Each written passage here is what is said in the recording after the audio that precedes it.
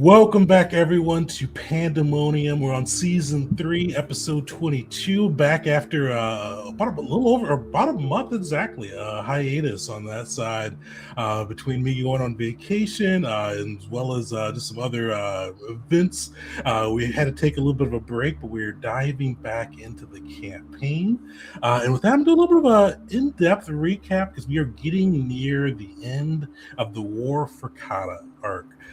You guys, the Gavels of Evisara had pledged to join Baron Leslie Royce on his crusade to retake his homeland, earning the Balancing Act initially as part of the deal. And through that time, you worked for the people of Kata, taking on infiltrations, going into hostile territory on your own, rescuing the Baron's wife, Persiana, going through and doing a charm offensive as they invited you to the gala to reclaim Kata, bringing on allies to the Baron's cause, as well as facing War Chieftain Anka, who called the Gavels out for the lie of how the former Baron Kesse Royce died during the infiltration mission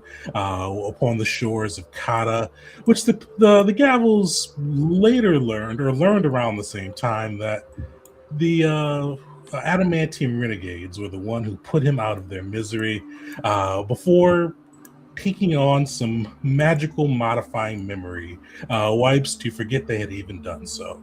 The Gavels minus just actually Callie on this side, then signed a contract for kind of risking their soul if they ever told anyone about the new Baron Leslie's deeds to have the Adamantium Renegades eliminate his father.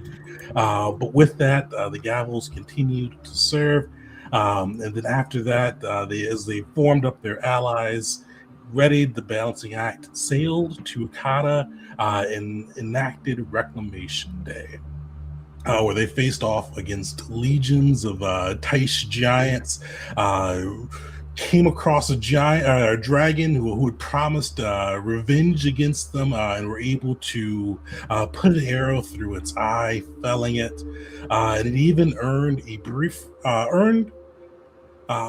well, at least stopped the disfavor from the goddess the goddess of the sea, who had caused rain and just annoyance since the Gavels called her emissary a liar. Though she did muse about why the phrase "let a sleeping dog or corpse lie" was a thing, because why should things that lie exist? And then left that cryptic turn and has not been seen since. With that, though, the Gavels took the Reclamation Day, pushing through the giants of Taish, fighting back against the ritual they had sought to unleash utilizing the might of their patron gods and goddesses, but at the cost of Agni Jirabe, who fell during the battle, sacrificing his life to ensure the remaining Gavels made it away from that battlefield. After that, the Gavels had a chance to mourn and were elevated by the Baron Leslie Royce to Patricios, or Knights of the Land, earning titles and earning the right to rule Krenta, Kanda. But the lands currently lie in ruins, but they will be the rulers of that once the threat of the giants have been pushed out. After that, the Gavels assisted with the war efforts, helping to push through and start to reclaim Kata bit by bit, pushing back the giants of Taish. It had some time to take on some work from their factions, drew off the battlefield. Calistavaria and Belric worked with the servants of Hura to build a budgeting sanctuary kind of on the outskirts of Kanda, allowing a seed that had been stolen by the Arisen, returning it, and the consecrating the land and building a luscious sanctuary of jungles on the outskirts of the Gavel's newfound territory. After that, Crash received a bounty, a couple different opportunities, but chose the offer that allowed the Gavels to face off against the giants who slayed Agnijit, along with a number of the Gavels and Cotton soldiers, avenging him and bringing a small bit. Or bringing revenge and a small bit of peace to Haruna Abe, Agnijit's mother. Afterwards, most recently, Will and Wisteria were approached by their factions, encouraged to make their way to the city of Apo, who had been pretty much gone dark since the invasion. Making their way within, they found that the Lord of Pestilence had taken over the city. Vincero had been working plagues kind of across the land, mostly to keep people away from the city as he conducted his research, because he had been invited, we'll say, by Lord Offen, who ruled the lands, trading his lands and people for a chance to save his wife and cure her from what the Gravels found was a rare cancer that had been eating away at her, that was immune to magic and beyond all current mundane medical healing. He kind of sees, utilized the town as his old makeshift laboratory as he endeavored to learn more. But the Gavels, seeing this, jumped into action and found the infernal contract that bound Lord Offen to Vincero, and saw that there was a clause to nullify it if his champions had been defeated. The Gavels rushed in along with the young Lord Lytos Offen and toppled both his dragon and plague giant, freeing the city. And that is pretty much where we're at with the Lord Offen in chains, along with the Gavels, and kind of still within the city of Apo, who had just recently been freed from being frozen in place in the plagues that had kind of infested their bodies. But I'm going to pause here because it's been about a month since we played. We'll see if anybody has any questions about any of those events or anything they want a little more clarification on.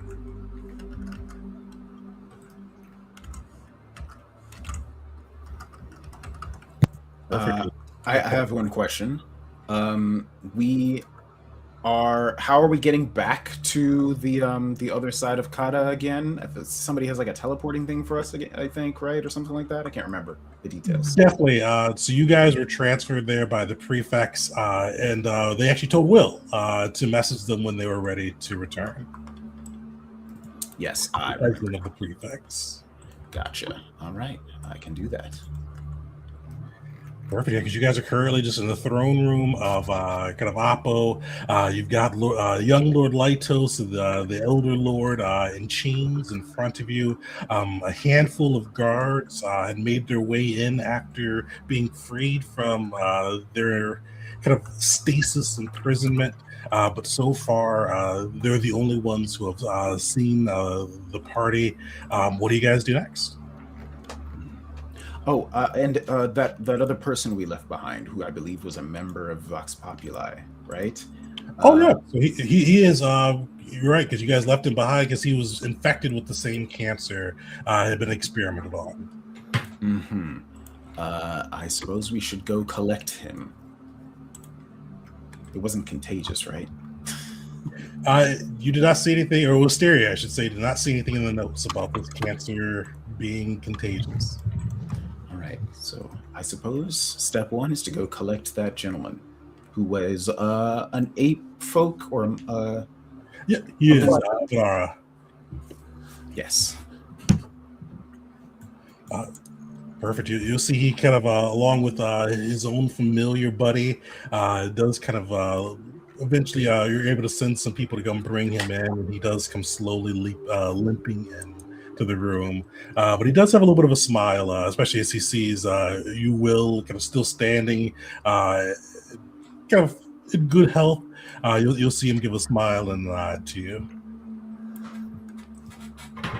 And I return it, ready to go back over to the other side of Kata. You see he kind of winces a little bit, especially with just kind of all of everything he's went through, and he adds, "Ready to leave these lands, my friend. This has not been the best mission I've been sent on." Well, understandable. Well, we are headed back over to Kanda, I believe. So, if you'd like to join us, you're welcome to. I'll take the ride. It'd be good to find a way home. Very nice. All right. In that case, I am going to concentrate for a moment and ask Rashanael to deliver a message for me. And cast sending. With my last 5th rank spell slot, apparently. I'm glad I saved one. And I would just send a message to Ezrin, sorry. Hello, we've completed our mission and are ready for you to come pick us up. Perfect. As you kind of reach out with Vashaniel's magic, you hear for a moment just silence, and then you hear Esmond's voice go, "Good to hear from you, Gavels. Just give us a moment, and we will be right there." And about a minute or two passes, and you start to see the kind of the space in the center of the throne room start to crackle, and you hear this kind of almost chaotic tune playing through from Ezen's lute, and you start to see just kind of like almost the sound waves opening a crack within the material space, and on one side you can kind of see the throne room, and on the other you see almost the space cracks and breaks between. You see the war camp outside of Krenta as the melody plays through. All right. And it's a portal we can just step through then? You can just step through. All right, great. All right, come along. And we still have the arrested, manacled, former head of the household, yes? Yeah, he is in chains. He's not really, after speaking with you and his son, he's really kind of held his head down and hasn't really made a move since. All right, in that case, all right, everyone, let's head on through. And we head back to our, the place we've been staying. I almost said our home, but this is not our home. Perfect. You're able to step through the portal and make your way back to the war camp outside the city of Krenta. And you do see Ezen there kind of lightly playing his lute. And you see almost brought outside of the war tent for the Baron Leslie Royce.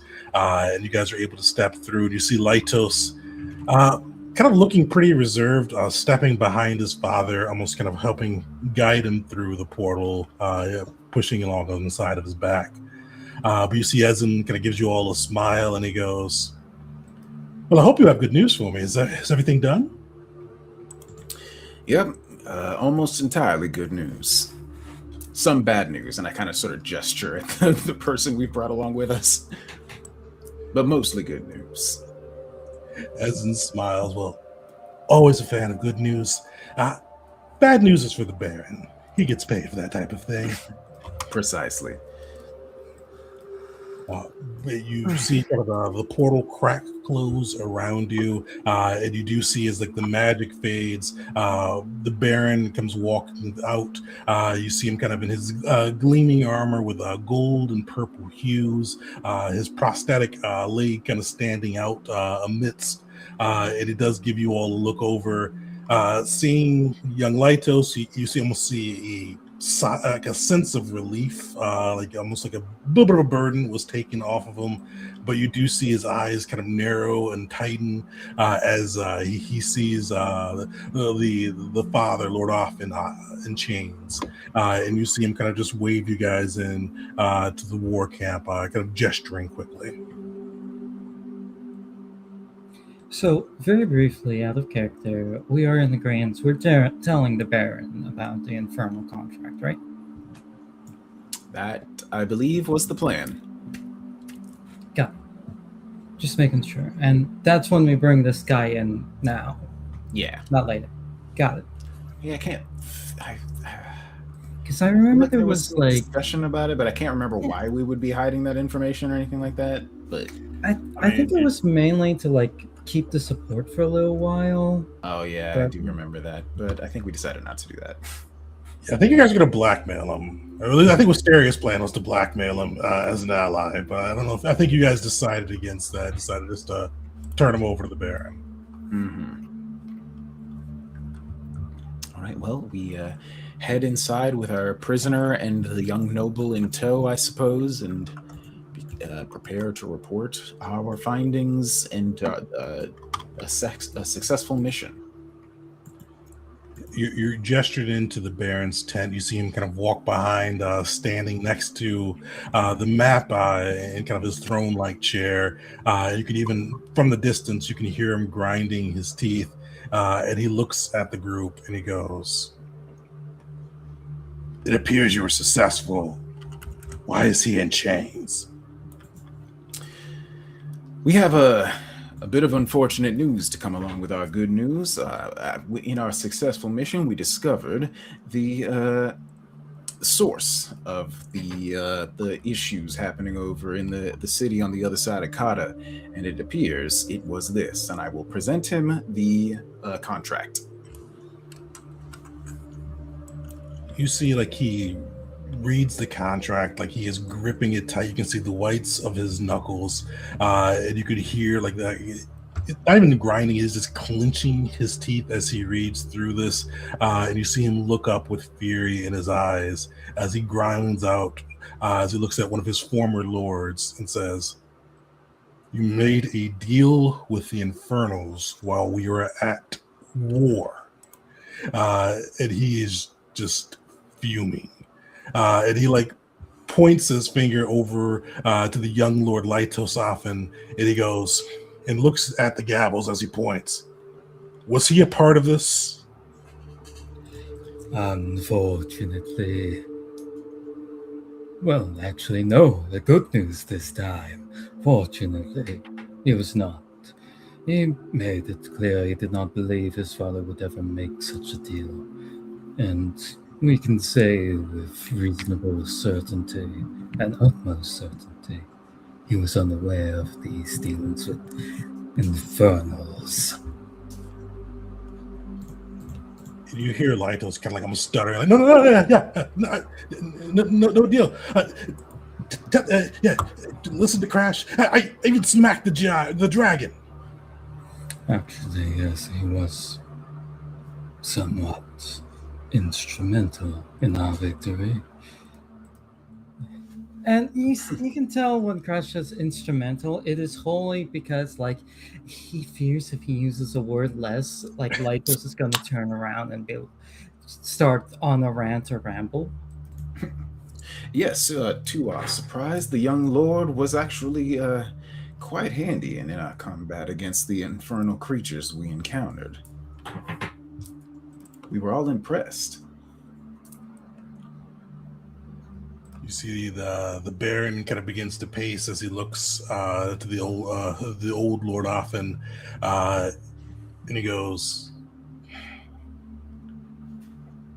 "Imprisoning all of your people, giving them to the demon as playthings. You will hang for this." He looks to the gavels and he goes, "My friends, once again, I am in your debt. Not only have you been instrumental in the war efforts, you freed an entire city, bringing forth their legions, the garrison of soldiers with them. You're truly heroes of this land. And he kind of gives you a small bow. Oh, I don't believe there's a debt. We are, of course, being paid quite handsomely for all this work. We are simply happy to be a part of it.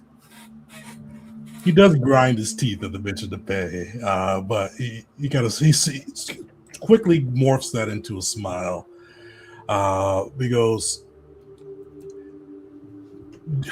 do you have any thoughts of what we should do with this Lord Arfin before we mete out our judgment? My only suggestion is allow Lytos a moment to commune with his father before things are passed to him, presumably. Politics aren't quite my forte, but a son should at least have a final word to his father. Yes, I believe that this man is made a very foolish choice, but I do not believe him to be... Nah, never mind. I was going to say something perhaps untrue. I believe this man made a very unfortunate choice, choosing the life of a single person over the lives of many others, and unfortunately had to be stopped. But I do not think he did this out of any sort of malice, merely selfishness. You see the Baron nods, and kind of as he does, you see him slump into his chair, and he looks like you've seen it. Like he looks weary. It looks like he's not slept well. It's kind of this continuous buildup you've seen. It just looks like he's really just truly not slept since Reclamation Day. And you see he kind of nods and goes, Lytos, I'll give you a chance to say goodbye to your father. And you see as he says that to Perocles, kind of his head of state that recruited the Gavels, you see him kind of lean in and speak to the Baron, and he goes, my liege, it may be good. Of course, we must mete out the judgment as you see fit. But a public hanging? Maybe we can just hang him in private, say he fell during the siege of the city. The demon lord took him. There's some things. It'd be ill for morale if the commoners learn that they were frozen at behest of their own lord. And he kind of looks over. He looks particularly towards Wisteria. Wisteria, I'm sure your sensibilities would be aligned. Looking to Wisteria to tell a lie and to withhold information. There is some truth in what you say, but also, especially with the rumors and sightings of agents of Shinzo Z, it is important for everyone here to understand the consequences of dealing with the Infernals, and that their bargains always end in suffering for both those involved and those that they care for. I think that although there are pros and cons on both sides, Kata stands to gain more from everyone understanding the truth of the whole situation. You see the Baron nods at that. Broccoli is a little bit desperate out around amongst the Gavels to see if anyone disagrees with it, pausing for a moment. Can I get a read? I would just like to take a look at Perocles. Does he have some sort of connection? Can I tell, does he look like he's does he know this guy in particular, and is he very upset he's about to be hanged or something? I'm wondering if I can tell why would Perocles care this much? Yeah, give me a sense motive check. Sure. We love sense motive. I'm not incredible at it, but I'm not terrible. You did very well at this. You get a good look at a good read. You can see Perocles' body language, and just kind of you've served alongside him for 3 months now, and he's kind of like the Baron's right hand and almost the more politically astute of the two on that side. The Baron's a little bit more rigid, where Perocles is a little bit more do what he thinks is best. You don't see he's looking with disgust at Lord Offen. You don't see any like unease or any sense of loyalty or any sense of like even sympathy for him. You could just tell by the way he is like worriedly thinking that hanging a lord and then having to tell everybody that the reason they hung the lord was said lord sold out his people for 3 months just looks kind of bad during the war effort, but it's not really any sense of loyalty or any like double-handedness. He's just trying to get the best political view for the Baron. Personally, I find the events a little bit garish, but I understand the political necessity at times. I leave the decision up to you, good Baron. Callie will look to the Baron and try and ease his, if he is at all feeling conflicted about the hanging. She sees that he's in a bad state. She just wants to put his mind at ease, and she says, no, the penalty should be swift and capital, because this was not just any person off the street dealing with one of the infernals. This was someone in position of power, and leadership brings responsibilities. It is important that the people know that a leader cannot be allowed to make decisions with this terrible consequences. You see the Baron nods along, like kind of read the Baron's talk track there for like kind of like what he wanted to hear. And you kind of see him like nod at that and kind of briefly stand to his feet. And he goes, "Well spoken, Calistavaria. Nobles should know better than to deal with the likes of the Infernals. Yes, his punishment will be swift. And as we said, Wisteria, with Shinzo's creatures lurking around, all must know that within this land, dealing with the Infernals means death." And you see, he kind of gives a nod towards that, and he like almost dismissively looks to Lytos. "Say goodbye to your father. Not all of us were able to have last words with our own." And you see, he sits down and kind of slumps. I want to know if like a first rank heal could maybe clear up the bags under his eyes a little bit. I don't think he's missing hit points. He's probably just got like exhaustion levels or whatever. Yeah. Go ahead. Briefly, in case there's more, I can very much wait on this, but like after those words are shared between Lyctus and his father, Crash would definitely want to have a moment to speak to Lyctus. Yeah, you see Lytos looks like the time you guys knew him in there, he definitely froze up a few times, but he was one that liked to talk. But now he just seems like a deer caught in headlights. You see like confusion, uncertainty, all playing across his face as like the Baron says his final words and kind of almost dismisses the group. And he kind of like you see as the group starts to leave out Crash, you could definitely kind of snag him for a moment. And he will, and Crash will actually like kind of talk to him half in private, but if any of the other Gavels wanted to come into this section, you definitely could. Seeing Crash go up to this lord, and Crash will go, I won't pretend like I know what you're going through. To lose a mother, this way to lose a father, responsibility thrust upon you. Just know that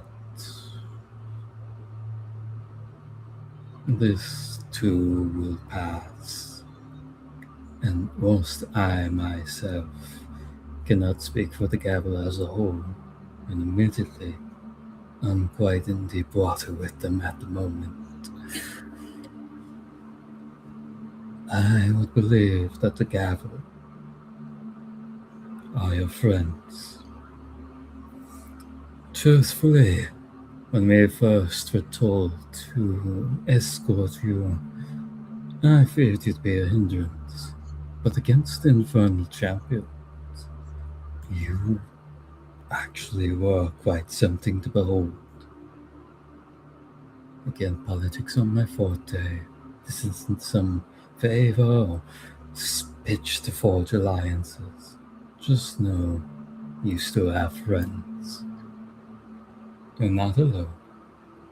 And Crash will, in his attempt of a good deed, just give a somewhat hesitant pat onto Lytos' shoulder.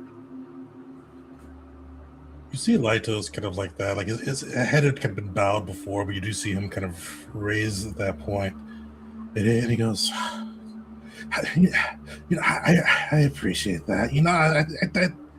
I didn't think I'd be the Lord, the ruling Lord for like another 20, 30 years. I thought I'd have time to hang in Mokulin and just, live it up for a while, but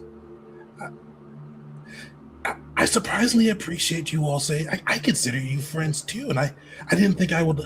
And forgive me for saying this because you've been raised in nobility now, but having lowborn friends is just something I didn't expect, and I am your friend too, Gavels and Crash.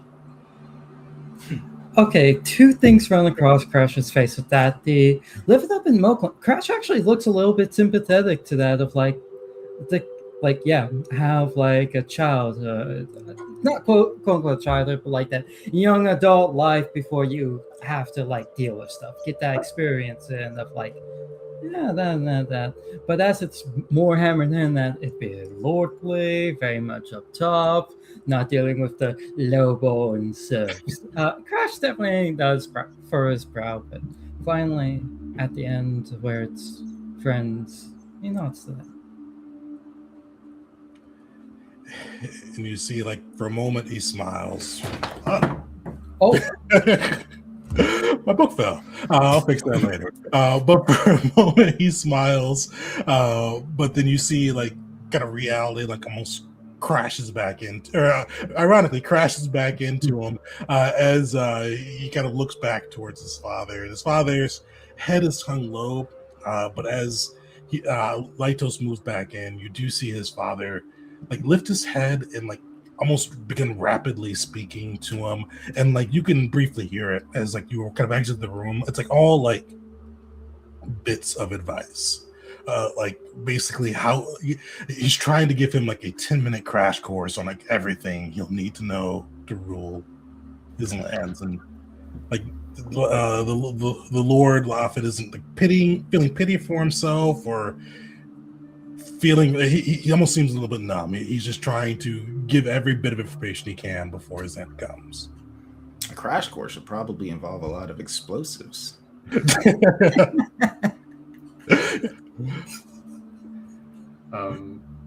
I'm able to, I'd like to kind of eavesdrop on that conversation. If it's just like fatherly advice stuff, then that's not really what Wisuri is interested in. But if there's anything related to like noble secrets that like or like skeletons in the closet kind of things that he informs his son about, that's the kind of stuff Wisuri would take note of, or anything about the infernal contract or the situation with the mother's cancer that we didn't already know about that the Lord reveals. But definitely eavesdrop in. Like it's nothing like scandalous. It's basically like how to treat your knights, how to make sure that the coffers are filled with coin, how to kind of like almost like a repeat of the lessons on how to rule. And he pointedly does not mention the mother at all. Like it is no mention of them. You do hear Lytos bring it up once, and then he just skips over and goes into more advice. Yeah. Wisteria will take note, though, of that advice, given that we're about to become rulers of a land, and none of us have done that before. So she'll put that in a special section of her notes for reminders for when we're over with the war and have to take care of our own land. Perfect. Well, you guys are able to leave the tent. You see the Baron kind of studying the map as you all leave. The Offens huddled in conversation. You guys are able to make your way back to the Gavels section of the camp. Is there anything anything major you all want to do before we do a couple of things? I just think as we're walking back, Wisteria would remark regarding the making it a public execution and making it clear the reason why. She said, like, I think, I still agree with what I said to the Baron was not a lie, but I think it'll benefit the Gavel greatly for people to know that we helped stop an infernal assault from within Kata itself. And so kind of like she's pushed for that more so for the Gavel's reputation, but also believes everything she said to the Baron.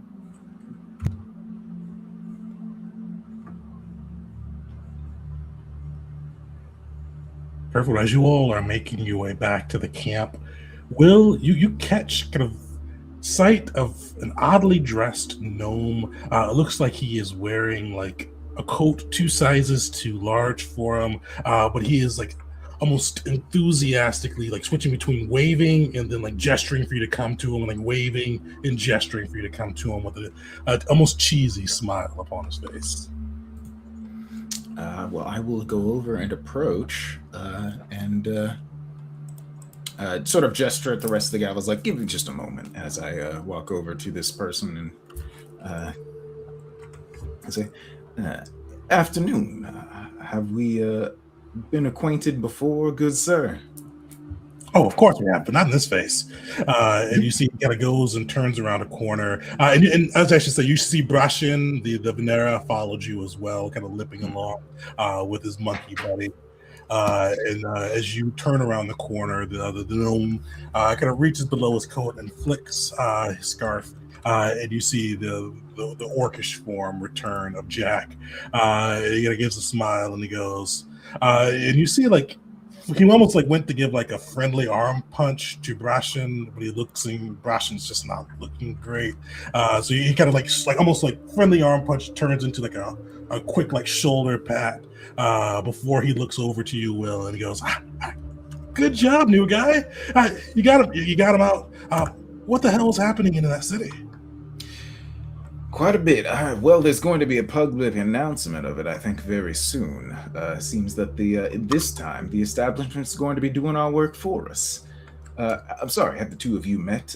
This is Jack, and this is I can't remember the guy's name.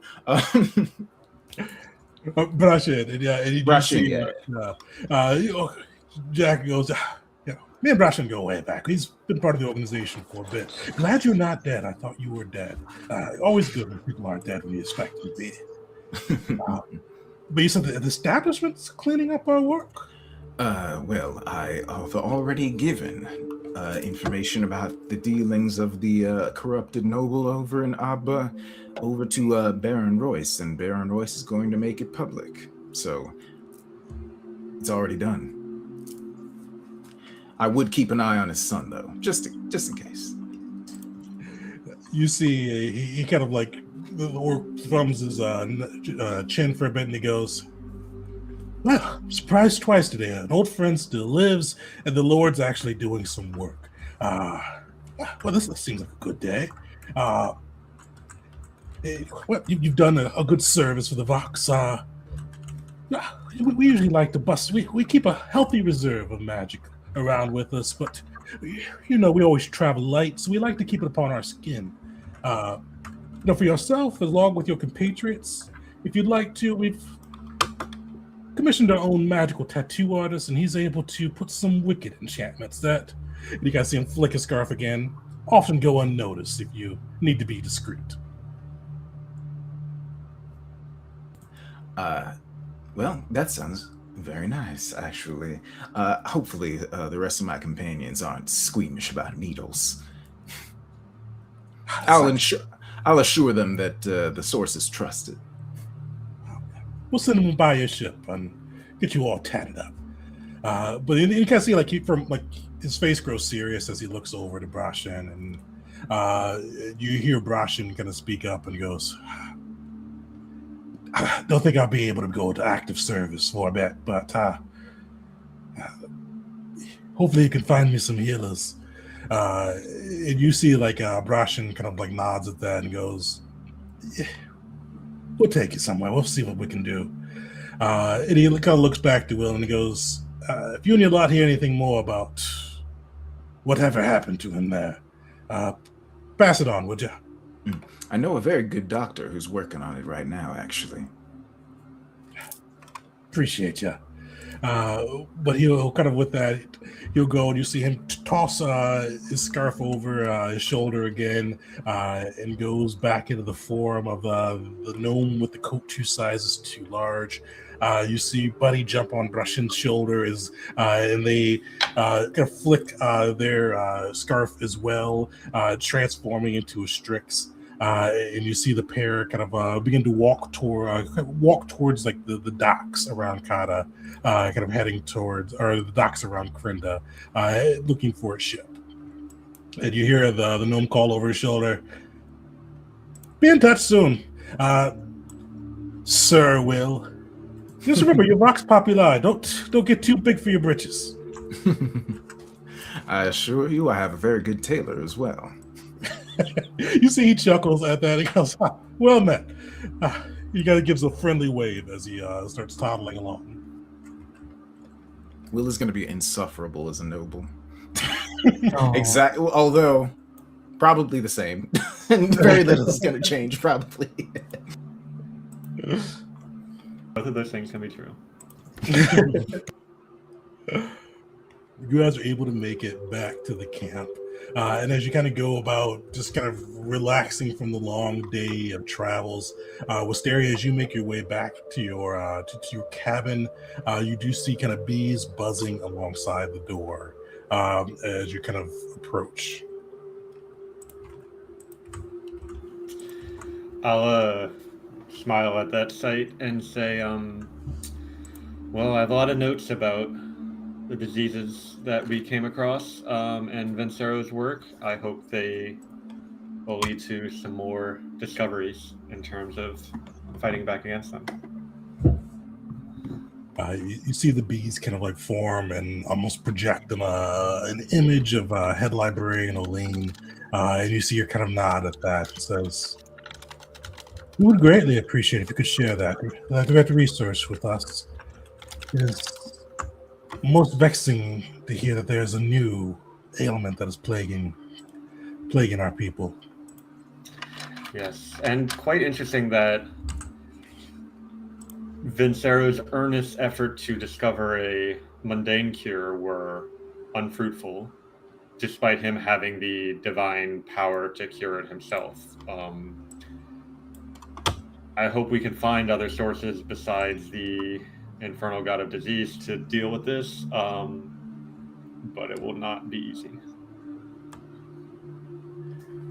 You see she kind of nods at that and goes, "That could be a good thesis for you." And kind of like briefly glancing at your notes, it's definitely beyond your skill at the moment, but with research, time, and advancement of your already prodigious medical skills, this could be something worth studying.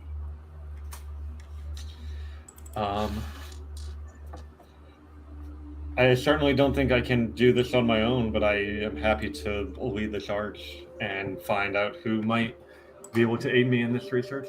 But your compliments are welcome. You certainly won't be alone. We will be passing this information on to the goddess herself. This is troublesome.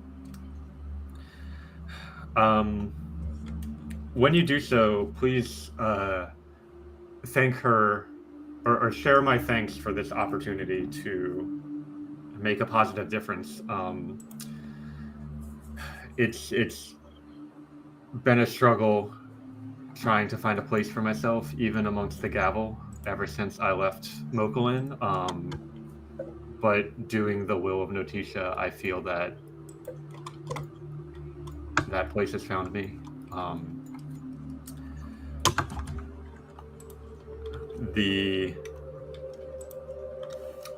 being able to help the people in that city and knowing that the torture they went through being stuck in place for so long is ended thanks to my efforts guided by Noticia is reward enough itself. And if I can continue to do more acts like this, I hope I'll continue to receive that same fulfillment.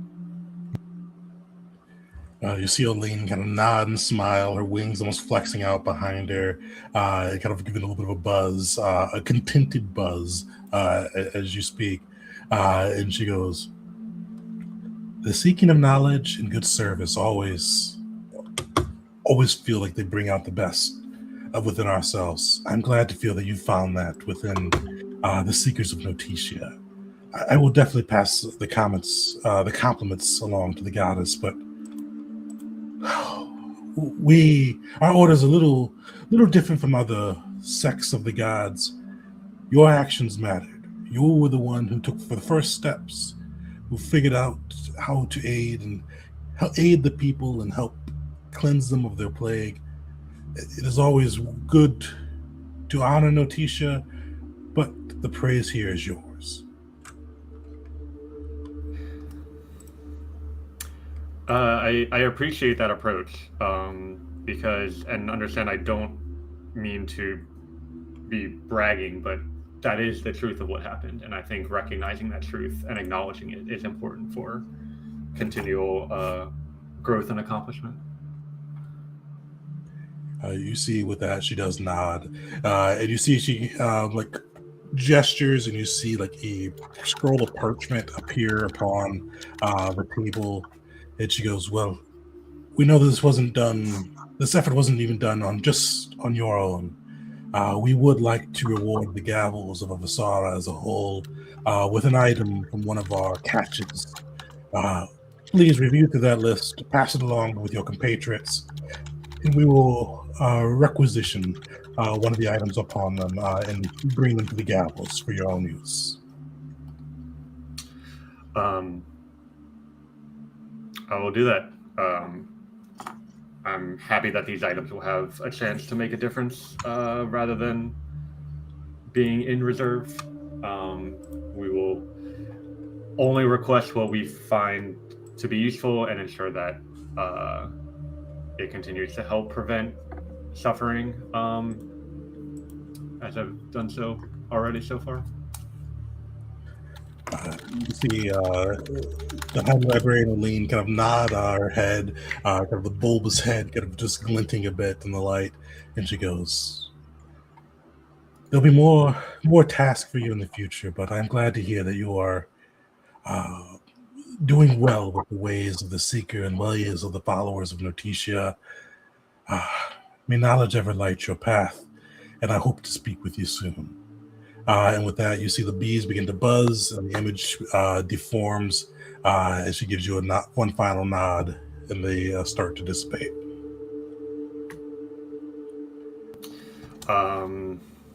Wisteria just lets out a long breath of kind of sigh of relief that went well, because she was kind of nervous about, just talking to an agent of the gods she follows. But we'll take that list and share that all with the Gavel and make a point to the rest of the Gavel that, like, this is a gift that's been bestowed upon us, and don't just ask for things because they sound nice. Like, just justify their use before I'll report it back to the librarian. Perfect. And with that, you guys are able to kind of make your way back to the balancing act and rest, drink, eat, whatever you may do after the trying day that you've had. Before we jump into downtime, is there anything that you all want to do? Quick conversation with Crash. Okay, go for it. Oh. All right then.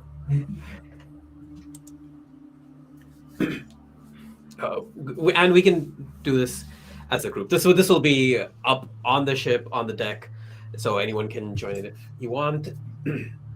Callie is just looking out into the waters, and if at any point she catches sight of Crash, she will try and wave him over. Crash. You would probably catch Crash as he has a pack of materials on his side and is currently only has one arm.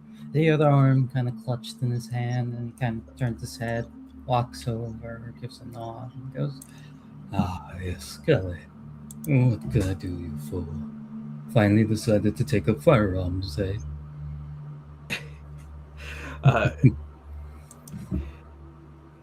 Wait. Calistamaria having firearms? Sorry, what's that a reference to? that was just a reference to like Crash trying to get anyone to pick up firearms in the gavel. I see. Okay, cool. Well, I would like to try it, just to say that I've tried it. I probably am not taking one to battle. Do you know if the giants use firearms? That is a good question. I won't say that it's impossible. Merely that firearms typically take a certain amount of care before and after a battle, and can be quite complex at times. So it requires a giant with patience and intelligence and willing to spend the gold. So it's not impossible. That said, I've personally not seen any of the giants here carrying cannons on their shoulders. So I can't say that any of the ones we'll fight will have any.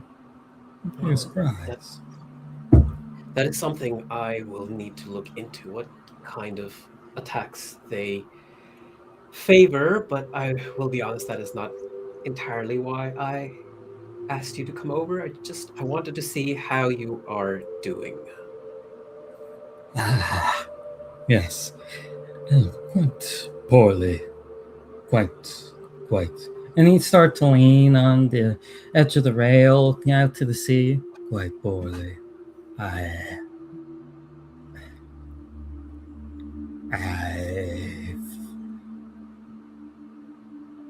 My outburst.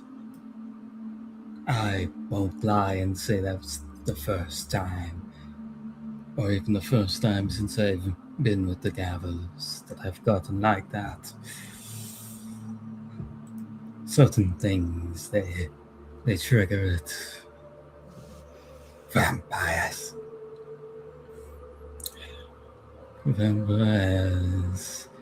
and Ark, and Silas. What would you like to know about specifically, though?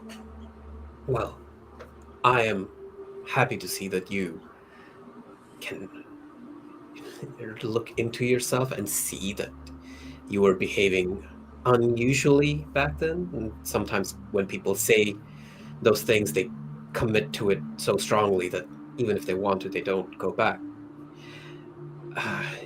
This incident that happened, we potentially could then expect it to happen again if those specific, what did you say, triggers come up. Unfortunately, yes. Mhm. Yes. If there was medicine or magic that could merely take care of it, I would have found it already. But I am not flesh nor blood. I'm stone and steel. And my mind, my brain is something different than yours. Goran, that you are likely more in the position to understand me than anyone else on the Gavels. It's Go first. It is surprising, because I considered the Goran to be unique and special, and we are in many different ways. But when it comes to the way that the mind and the way things work, I feel like and Tegan, correct me if I'm referencing this correctly. I feel like Mialo's gift applies to all in a somewhat similar fashion wherever it has been bestowed. So even though you are different, and so am I still think talking about it and trying to set up safety nets outside of yourself can help. If you set me to intervene, if you give me the permission or authority to intervene in the future when you feel like this again, then I can do so with your permission. And she does the whatever Goran equivalent of gulping is.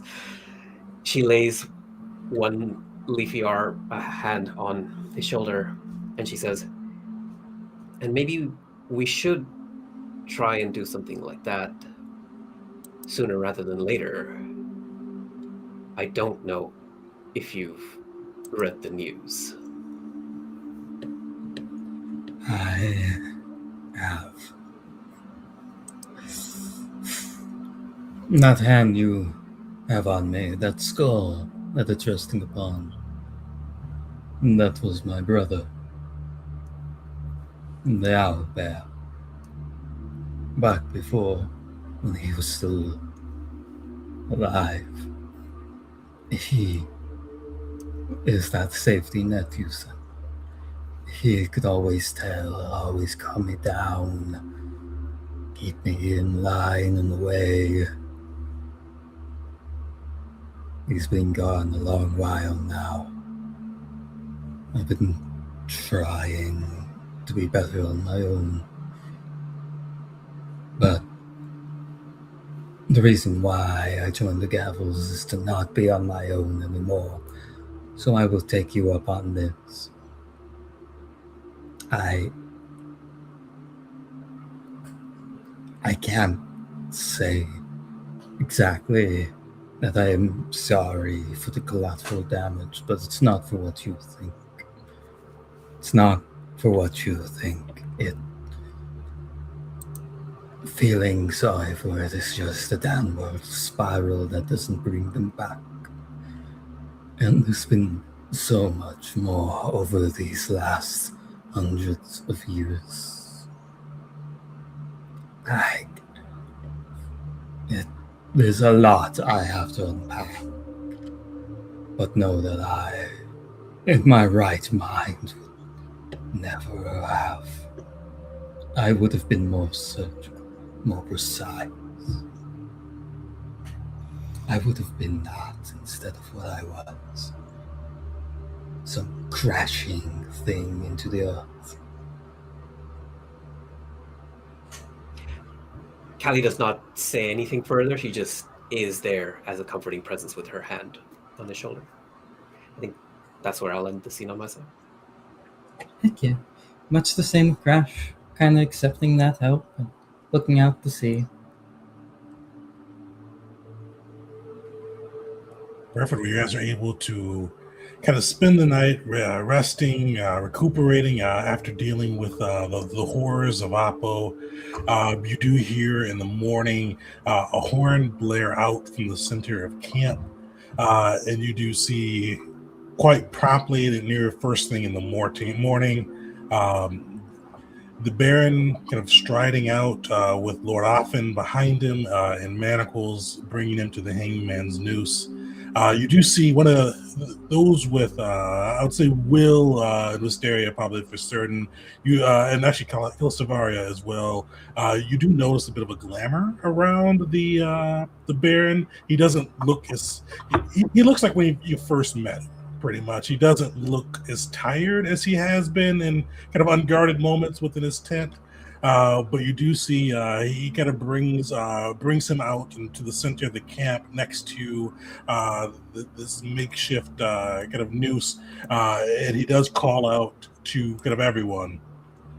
He goes, "Before we do what must be done to ensure the safety and survival of Kata, I do want to recognize once more and publicly the services the Gavels have ever sought. They were the saviors of Apo, saving them from this wretch you see before you, who decided to, during a war for the life of our very people, trade one life for all of his people, denying them the right of choice, denying us the soldiers and resources we needed, and throwing everything into chaos by making deals with the Infernals. There will be no space for that in Kata. He kind of looks to Lytos, the young lord, and he goes, Lytos has been ascended to the seat of Apo. He will now rule in his father's stead. Lord Arfen will hang. And he kind of goes about, looks around the crowd, who's fairly somber for a moment, and then goes about the business and hangs Lord Arfen. After that, Lytos? No, not Lytos. All right. Oh, no, the Baron Leslie hangs him. Okay, Lytos is in the crowd, unfortunately, Okay. but does not have to hang his dad. That would be really fucked up if him. I'm sorry. I was like, whoa. All right, cool. So the Baron's a justice guy, but he's not like that much of a dick. He's not. But he goes through, he completes the execution, and then he kind of disperses the crowd. And you guys are able to. You all have a week in between. The Baron to let you know that he does plan on marching upon the city of Kata within a week. You guys have time to prepare, execute any downtime that you would like to. One thing you do notice, and phrasing. What did I say? Execute. Oh yeah, I didn't catch it either. Too soon. Too soon. So you guys do have a week of downtime. One thing that you do hear kind of buzzing around the camp, and even before you hear the buzzing going through, probably about an hour after Lord Arfen is hung, you hear just the crackling of thunder. And for a moment, you think a storm may be coming, but you look out, the clouds are clear. There's no rain coming down from the sky, but you just see lightning crisscrossing the heavens, thunder booming out repeatedly, and just not relenting, just continuously boom, boom, and crackle of lightning just overhead. And you start to hear the buzz around the camp that Sondric Sanderson has been captured by the shadow demon of Shinzo Z and taken into the shades of havoc. And you just see this lightning pretty much cracking repeatedly and thunder booming, almost making it hard to hear the words and the buzz of the camp, but just repeatedly crashing through.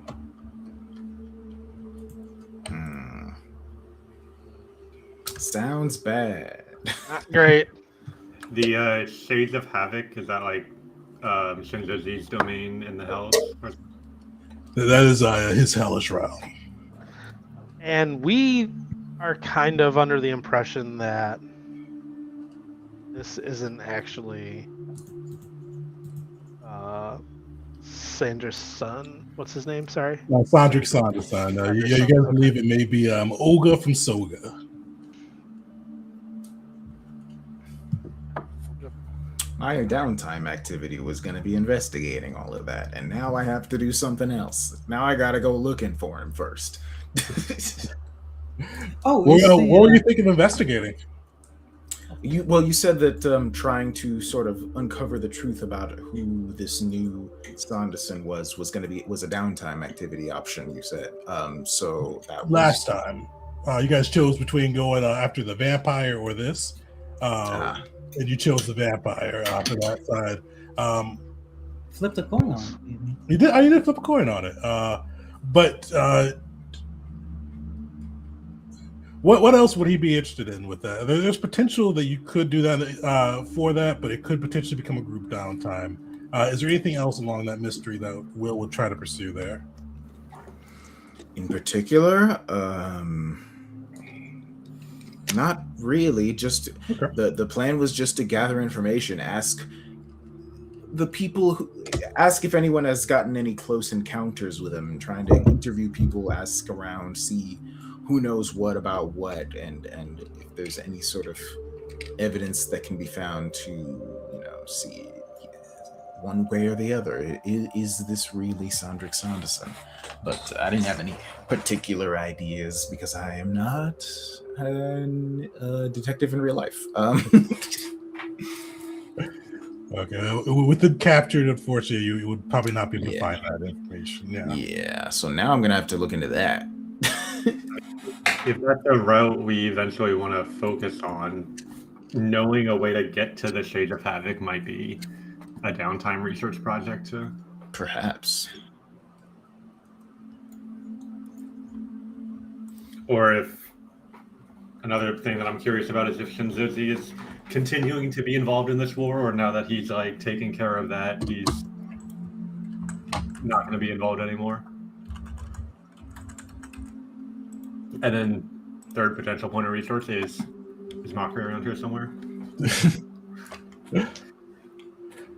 I will say you guys would need a way to dimension shift to make your way to Shinzo's realm. And without an invitation, going into a god's realm is a legendary feat, we'll say.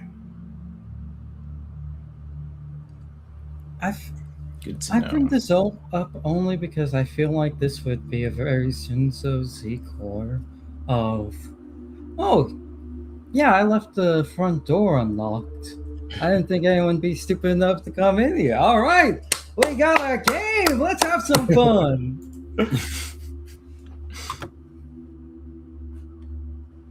Also, the alternative, the Chaosium, and possibly a reward there being going into there. So Shinzo does seem like the type that would like guest, but he does. So yeah, so what is everybody thinking for their downtime? I have an idea of what I would like to do, but I do have a question first, and I'm willing to do my stuff either last or second last, if anyone has anything more urgent. That is, am I able to retrain the skill increase I had from one skill out of that into another one? Yeah, you can just put a link on that. Got it. Would that leave me with any time to do any crafting, or no? No, that would take your full week. Got it. So I'm going to take some time to decide between that and crafting.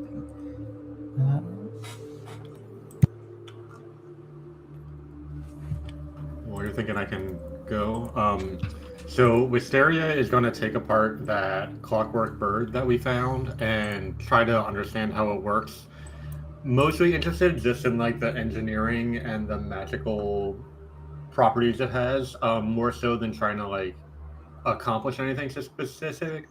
But if she can make use of it to connect to some of the other birds that she's sure that Codinia has spying on us right now, and maybe do some, maybe it'll give us an edge in the war, having some aerial eyes, even if that's not what Codinia is intending for, but maybe hacking into it like that way is potentially beyond her skill. But mostly just trying to understand like what are their capabilities, what's their style of engineering,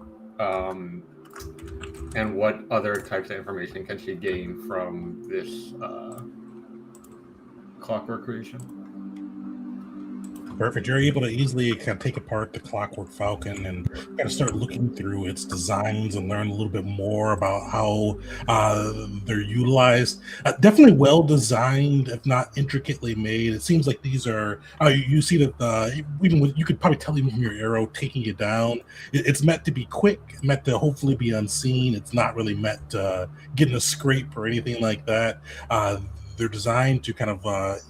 Hopefully kind of from the skies, be able to peer, record information, and either kind of send it back. It seems like they have a central repository where this information is almost scribed back to and viewed by someone. And you can see that it almost seems like some of the glyphs and wards that you find upon it are designed to be almost scribed through. So usually it kind of reports back to like a central repository, but you see it on its own. One individual could be kind of harnessed to kind of view through its eyes and look across through it. And you'd imagine the scientist supreme Javier was likely doing that when he spoke with you. You see that they also have their own kind of self-destruct mechanism, both for keeping people from getting the technology, but also you can see it can almost be its own little kamikaze thing if necessary to kind of fly in, hit a fireball on kind of people within range. It almost its own little drone on that side in case they don't really need intelligence, they just need somebody gone. All right. Well, I'll save that piece of it for Crash to poke at. But if there's any way, like digging through its glyphs or engineering, if I can determine like a location of where that central repository might be, that would be pretty cool. Are there any clues leading me that way? You definitely could no roll. You can tell it's in Codinia from kind of like the magic and different pieces on there, but you wouldn't be able to pinpoint kind of exactly where in Codinia. Gotcha. But you also, as you go through it, figure that you could probably almost rebuild and reconstitute this Clockwork Falcon and almost utilize it as your own. It could be a bit of a costly endeavor depending on how your mechanical skills roll through here, but it's something that you could pretty much easily, or you definitely confident you likely would be able to accomplish. Yeah, I'd definitely be interested in doing that. Okay, give me a crafting check.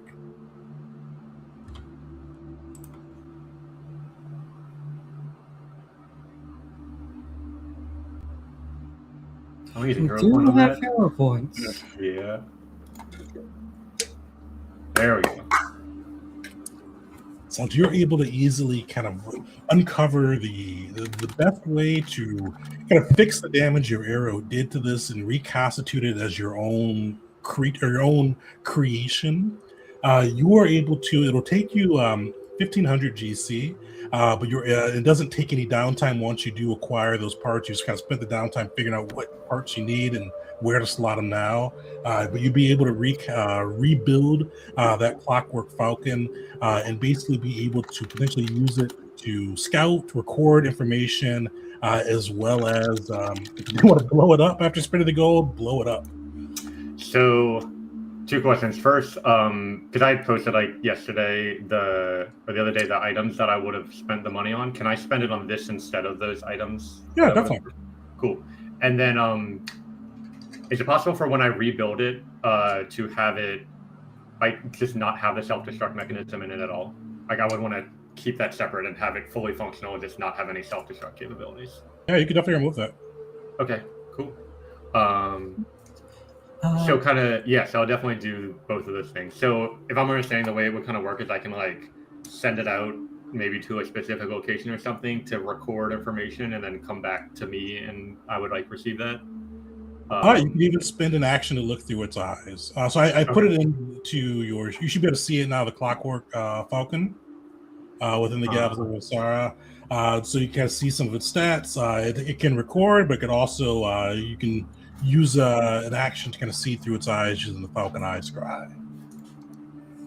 Very briefly, Crash will donate 150 gold towards that project. Right there, in kind of representation of both Crash's expertise tossing in, but also Crash helping out posterity. Cool. Okay, yeah. Thanks. Thank you. Saria is very happy with this accomplishment. And at some point after it's complete, we'll approach Belric with this Clockwork Falcon on her shoulder and say, because you had sent Red away back to your family or something like that, is that right? Yeah, well, that was part of my downtime actually, so I still have Okay. red at the moment. Well, I mean, this would take the downtime to complete it. So let's do, whenever we get to your downtime, and then after that, we can have this little Okay. scene. Okay. I like it. Very briefly, I want to say, part of me kind of expects that our city's just going to be a bit of a spy nation at the end of this. Eyes everywhere. Yeah. I can go next if that's all right. Go for it. Go for You're it. all set with Syria? Okay. I have like 3 options here. So one of them, Tegan's kind of a long shot that I want to ask you about. So number 1, given some of the information that happened in the news about riots happening in my home nation in Dozen Federation, I'm wondering during downtime if I would be able to send Red back to like figure out information, mostly about my family, but like any sort of additional like info. Mainly like selfishly, my my goal is to send them to Erda to see if my family's still alive, given all the craziness that's happening. But then obviously any information he could get outside of that about what's going on over there would be helpful. So that's kind of the long shot, and I'll throw that out to you to. You could definitely send him over. It'll take him longer than a week to get there, and then definitely back on that side. So you could definitely send him on that side and still do something else on downtime. And then after a couple of weeks pass, you'll be able to get kind of some of the information, hopefully, that he's kind of able to gather on it through his animal senses. Okay. All right. Yeah. I'll. So my next piece here then would be. You said the next place we may be attacking is it called Kara? Or it's the city of Kata itself. Oh, Kata. Okay. How far is that? It's like only like a couple days ride, probably about 3 days ride from Krenta. Okay. So, would I be able to? Thank you. Would I be able to like scout location just to see if there's like any ideal paths to take for the war effort? Yeah, like my goal is just to like scout location, I guess. Are there ideal paths to take there? Is there like worrisome terrain that we should avoid? Are there like maybe I don't know what we know about Kata, right? I'm sure we know quite a bit, but are there like new buildings or anything that I should be aware of? Like I don't really know what sort of information I can get, but that would be kind of my goal. I'll also jump in here. Like I also want to know. Callie wants to know what kind of defenses and fortifications that they might have, just in case she needs to spend a full week of downtime to just change one spell. Yeah, she's a summoner. I was like, why would she need to do that? I keep forgetting that you're not a druid as well. I keep forgetting. That makes a lot more sense. Like, you can just swap it out the daily thing, but yeah, you're a summoner. You're not a druid. That's so. So Callie, it's So Callie, would you want to go with Belric on that, or you just have to spend the week to swap out the spell, wouldn't you? Yeah. No, never mind. If Belric's making the trip, then I won't. I'll just ask her out. Never mind. Belric, yeah, you could definitely kind of go through and try to get a lay of the land on that side and kind of see a little bit of potentially what to expect. This will have a decent DC attached to it, but give me your choice of survival or perception. All right, let's go survive. Ooh. Yeah.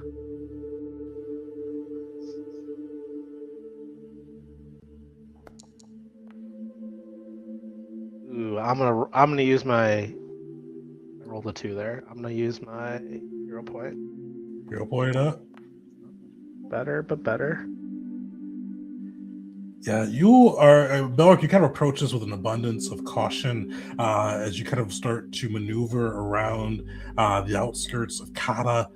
You don't get too close to see a ton of information. You see tons of different giant patrols going through, but you do see a few things as you are kind of on the outskirts of the city, especially kind of by the river that kind of bisects the lands of Kata, especially the river that the Gavels themselves will be traveling alongside as you all hurtle into the city.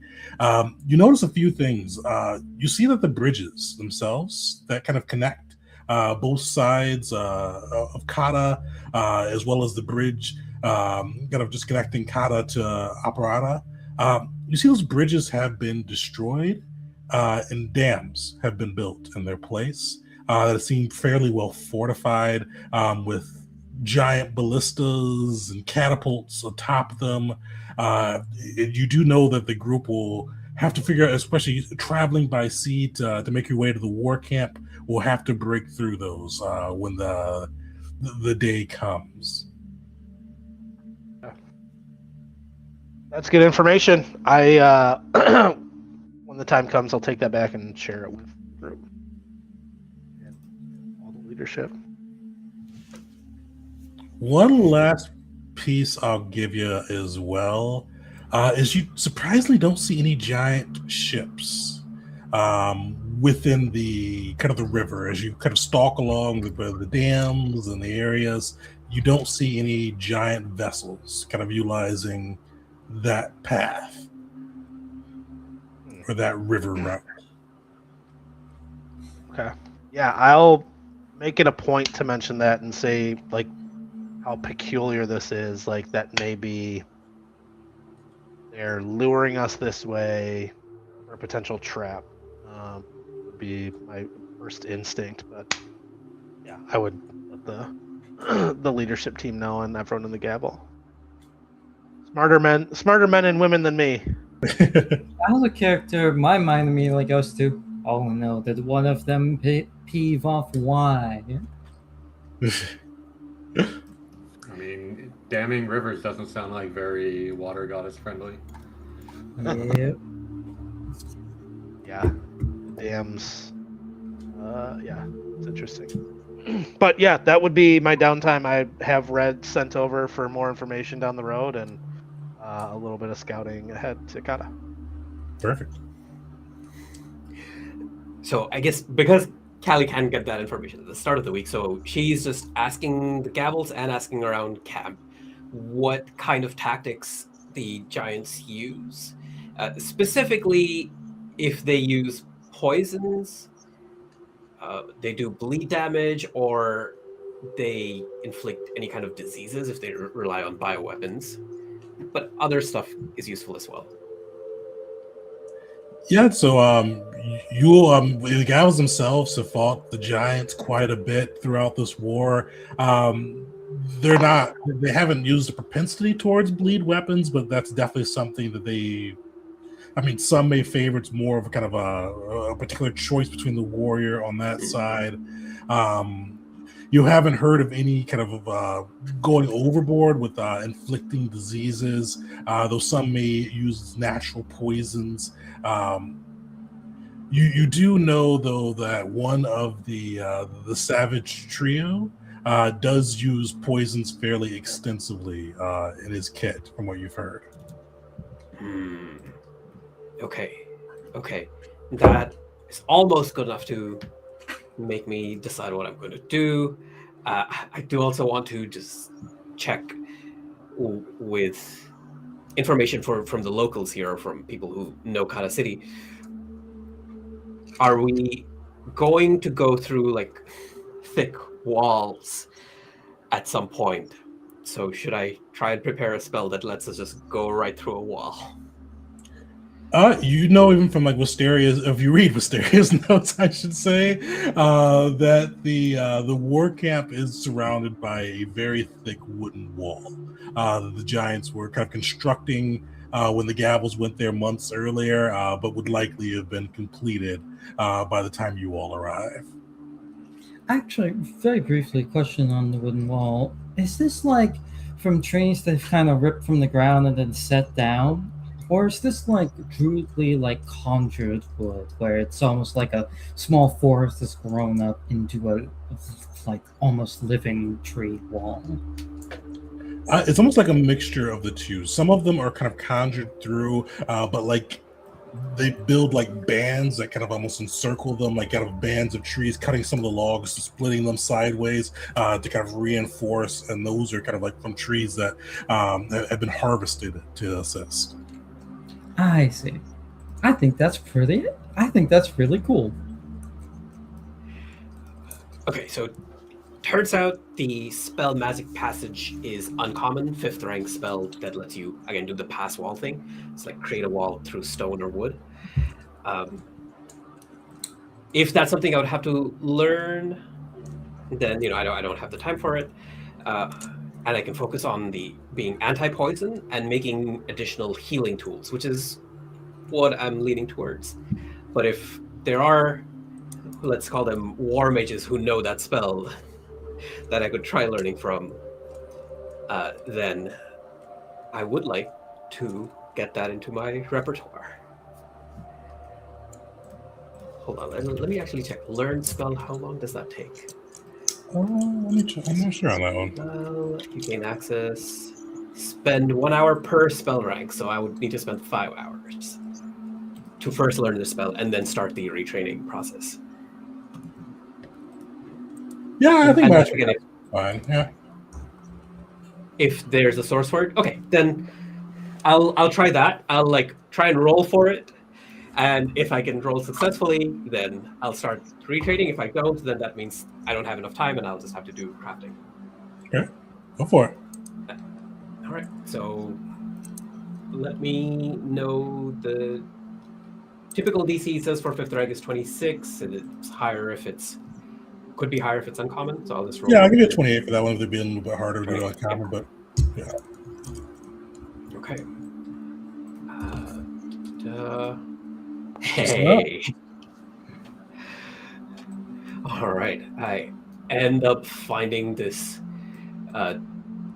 drinking myrmidon who somehow has knowledge of that spell, and we'll try to get all that information out and then spend the rest of the week retraining at one of my 5th rank spells for Magic Passage. Perfect. Yeah, you're able to kind of spend time with the mages, the myrmidons, just kind of immersed in kind of cutting through walls and stone, practicing upon Krenta, the walls that are kind of being rebuilt around Krenta, just going in and out as they impart their magical secrets. Perfect. Sweet. Sorry, I sorry if you mentioned it, I didn't catch it. Which spell did you replace to get this one? So I'm getting rid of Lightning Storm, which previously there was Wall of Stone. I swapped it with Lightning Storm. Now I'm swapping that with Magic Passage. Okay. Gotcha. All right, Will or Crash? I kind of want to do a small scene after my downtime, so I'm going to take my downtime last. Plus, we also need to get to the Wisteria and Beleric scene as well. So, Will, it's all yours. Sure thing. I thought about it a little bit, and I think what Will would be trying to do at this time is prepare the things for after the war.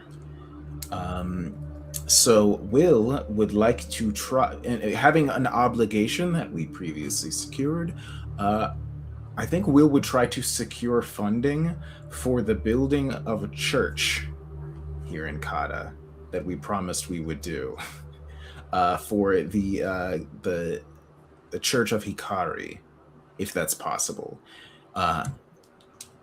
By speaking to various nobles and trying to establish connections and that kind of thing.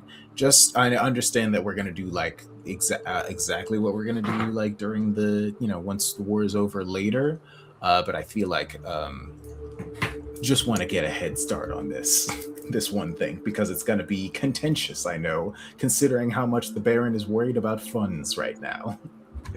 Definitely. So you probably wouldn't be able to get the whole funds because you did promise her a magnificent glass church, but you could definitely kind of start writing some nobles. The people are kind of tapped. You could definitely start writing some nobles from kind of across the lands and start kind of contributing towards that. Yes, I feel like I'm gonna have to start talking to like various Fessian people, like perhaps some that I met at the party that we had. God, it feels like a million years ago. Perfect. So as Will is able to definitely go through and kind of start a letter campaign, kind of starting to look for different funding. Give me some diplomacy check, see how that goes. Sure. And actually, how does Will approach kind of those letters?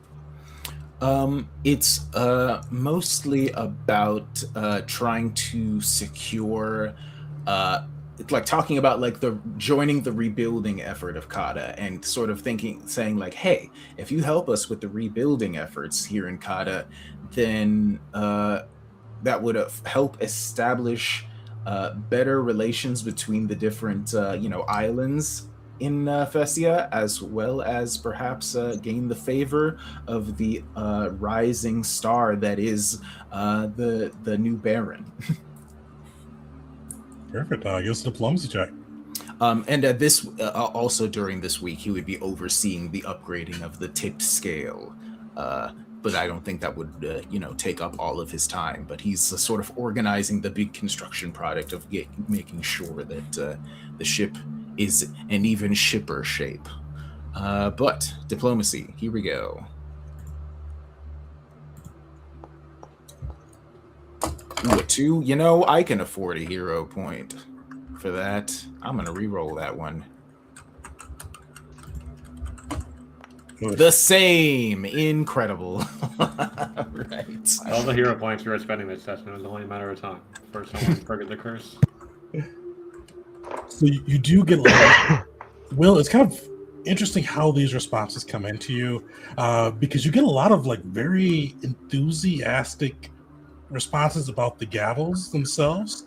People kind of writing, asking when you're replying back, asking about how your adventures, how the battle against Anka felt to you, how heroic you must have been during Reclamation Day, how your tales of your recent help to liberate the city of Apo. Like there, a lot of hero worship you're getting from that side. But you get a couple paragraphs at the end. Unfortunately, we're not able to spare funds at this time, but we love you. All right, I'll take it. And also during this week, Will bought a couple of wands. Which one did I say earlier? I said the Wand of Clairvoyance for sure, and I think I'm also probably gonna get the Wand of Soothing Spring, just because I think it's funny to have a wand that it's a wand that allows me to summon a hot spring at any time. It does healing over time. It's like out of combat healing, but I really just like, we have so much healing. It's overkill. We don't need it. I just want to have a spa in my pocket. Honestly, that is some good flavor right there. I think if we can get the Baron into the hot spring for a good hour, we may be able to avert some like impending catastrophe that's building. That's got to be worth at least another D10.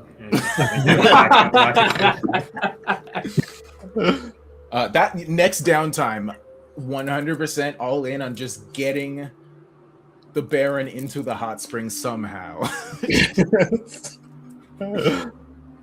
Perfect. Well, as you get your new Soothing Spring wand, like, do you have any? I feel like this wand looks ornate. What is that Soothing Spring wand? Like, I feel like there's a theme to this wand. I think the Wand of Soothing Spring is actually very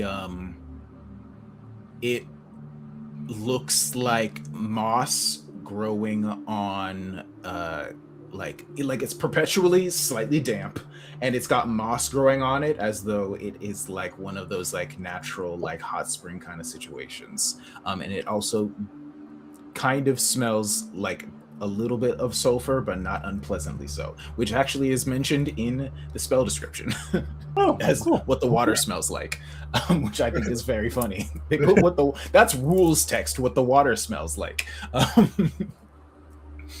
I'm kind of curious. Every time I've smelled sulfur, it's kind of been unpleasant. So like, I kind of want to find that balance. It says it smells slightly of sulfur, but not unpleasantly so. Okay. Sweet. Crash, you're up. All right, so Crash is going to take his downtime to transfer some of his survival skills that have not come up too much, and he needs a little bit less now that he's with like a proper group, a proper team, and he's not just on his own, or even before that on his own with an owlbear. He has some time to kind of transfer those skills over to something else. And kind of something he's noticed, especially with the Gavel Squad, is it is a very god-centric group. Each participant of the Gavels has a particular god that they are either subscribed to or did even before Crash came along. Jade had Nar. Mockery had Boon for Workahunts. We don't talk about that. Will dubiously has Connections to Hikari, even if he doesn't worship. Thank you. I was trying to remember Hikari's name, but I could only remember like the other name from way back in the day. And of course, we have Hera. So he's going to transfer her from survival, bumping that down from master to expert, and he's going to put that into religion and get religion up to expert. Nice. And he'll just be taking that time to kind of look partially into some text, mostly looking over Wisteria's notes. And especially during the time of like, whenever they've got like spiritual journeys with Belric and the time in the Burning Dragon Monastery. And he'll take that time along with very much, I will mention, he's going to be swapping out his Piercing Wind armament he had for his arm for instead the... I can find it briefly what it's called again. There it is, the Crescent Cross. And that just kind of, I like the idea of him literally like taking the arm off and making a new one to like attach on, being the entire weapon itself. And I will ask, there is a small scene I'd like to do with Crash, but if Wisteria Belgic, if y'all want to do yours first, go right ahead.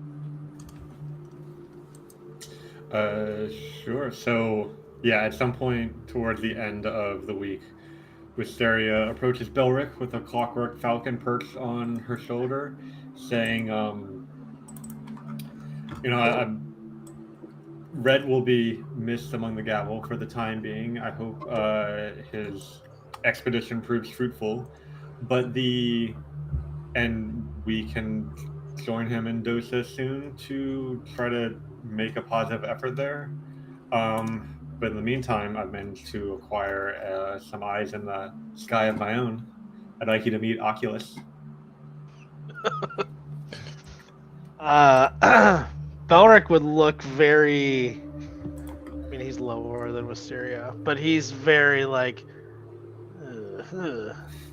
So Oculus is like standing on her shoulder, the same pose that like Red does on Belric's shoulder, but unlike a normal bird that's like looking around, like, might see a bug or like cleaning the wings, it's just like standing perfectly still, not moving a single motor, awaiting further command, but not taking action otherwise. Belric will go up towards it. He'll reach his hand up and he's gonna flick its beak and see if it does anything. I mean, it resists, like it doesn't move at all, so it's like flicking like a wall. but it Fair doesn't enough. react whatsoever. Ulrich will go, okay. Don't worry, I put everything I had into this, so it's pretty finely crafted. It's definitely sturdy. We will get good use out of this, especially in Red Stay. You did good reenacting this robot. Maybe if we get the time and resources, a clockwork bear would be a useful ally as well. I'm assuming like you knocked on the door or something. I'm gonna shut the door or I'm gonna walk away. And, Well, I mean, it's and she's kind of hammering about like surely just more allies would only benefit the gavel. I don't, and that's the message. I love it. All right. Crash is going to take some time, and if any of the Cavill want to walk into this, they very much can. This is open, but he's going to be taking the time to walk to Jeet's kind of memorial, that burning basin, and he'll be walking towards that fire. And he'll kind of sit down next to it, resting his back onto there, and we'll just start as I feel rather silly talking to this fire as if you can hear me. I'm not. No, that's a lie.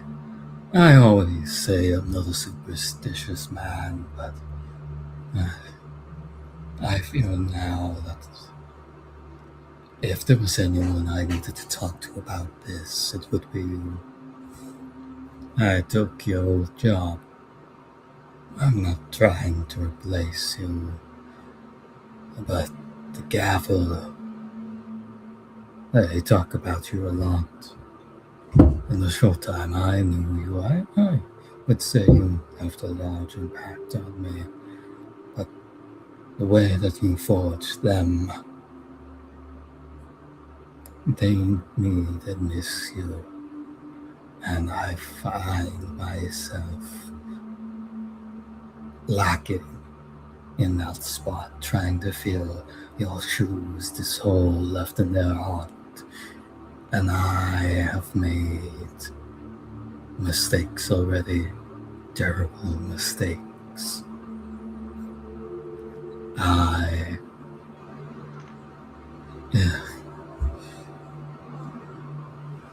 I'm going to try and do right by these folk. And I came here because I felt somewhere maybe I could have some guidance or advice. Where am I going? You're gone. You would have already had those 3 days in Donna's realm. Your soul either at rest or somewhere else.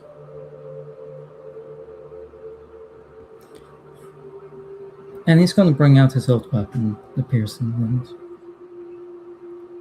I know you wouldn't have approved of what I did in that cave either.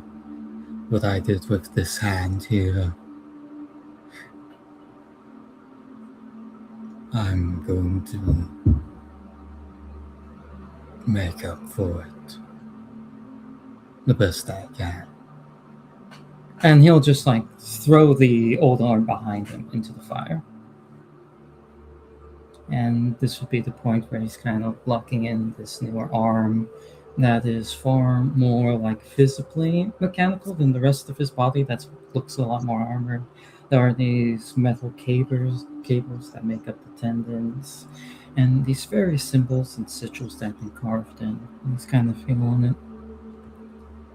And he'll just say, Miss you, Agni Jitabe. he wasn't perfect, you know. And I imagine like Wisteria is standing in the doorway or nearby. After someone passes, especially someone who is cared for, people only ever talk about their virtues.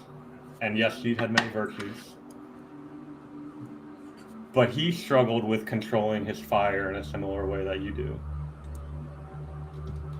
And if we don't, and he learned from the mistakes he made. And if we forget those mistakes, we won't be able to learn from them ourselves.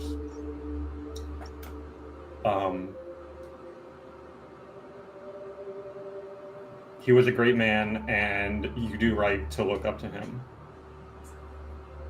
But know that just like all of us, he was not perfect. And expecting perfection is not a healthy way to live. Crash will stand and look to Victoria and walk up. Perhaps unexpectedly, he's going to give Wisteria a hug. She's like surprised by it, but leans into it and hugs him back. And once the hug is over, he'll look to her and say, I asked you a question before, and you gave me an answer. And in response, I'll say, I promise I will not become your enemy.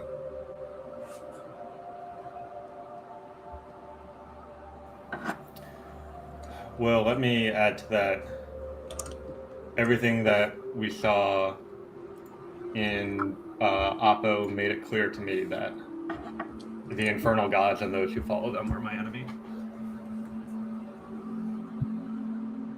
And Crash will nod to that. Perfect. The fire kind of burns around you all as you guys get a bit of a sense of relief, or just kind of the steady crackle of flames and just kind of the steady just roar of the fire, of the eternal flame. Just provides a small sense of consistency, if not relief, as you all have the conversation fades around you.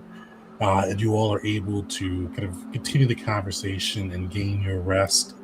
And with that, a week has passed, but we're going to take a quick break. So a few things are going to happen when we get back. But 5 minutes, come back at 9:07, and we'll get to the second half of the session. See you guys in a few minutes.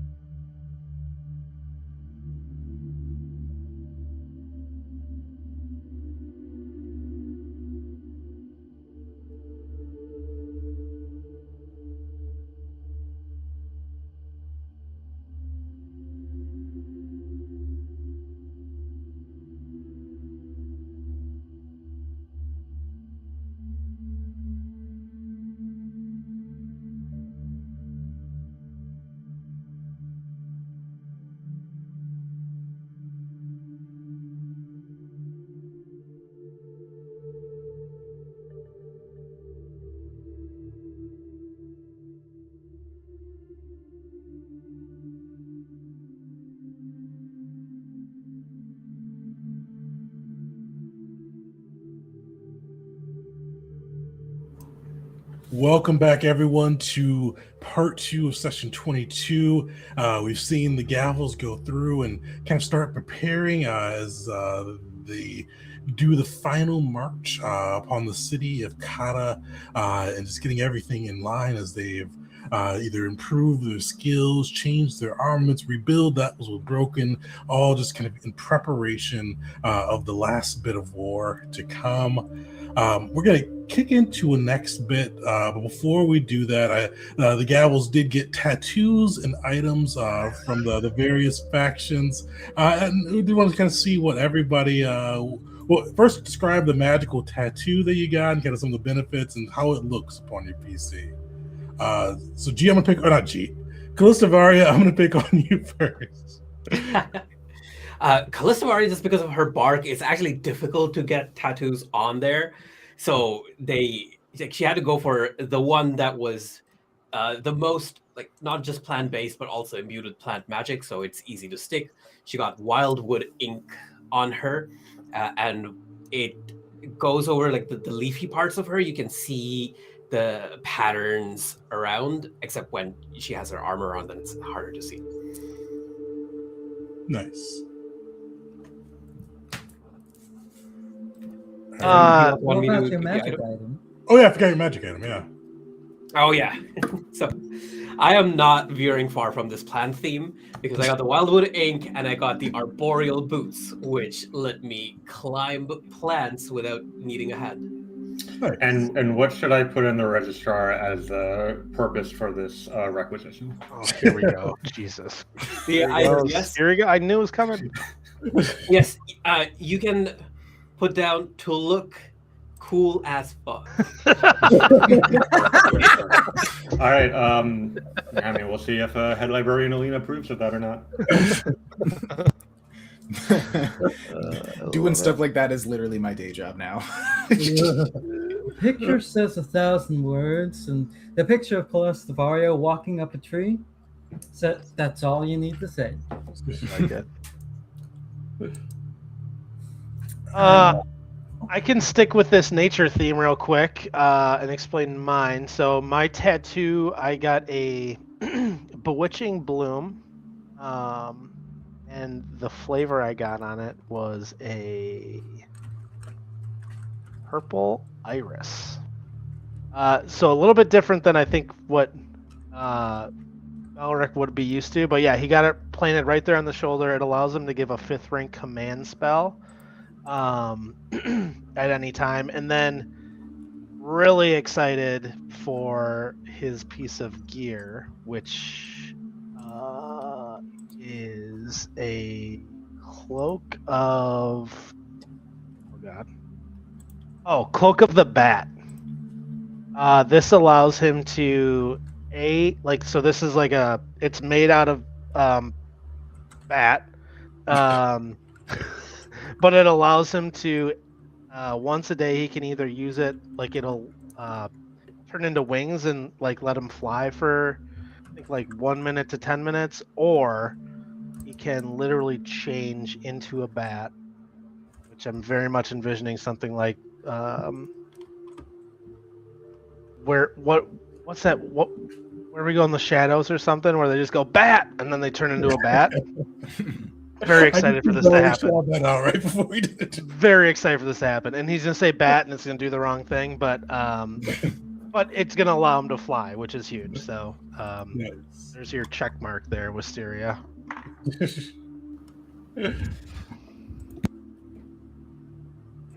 Who's next? I'll go next.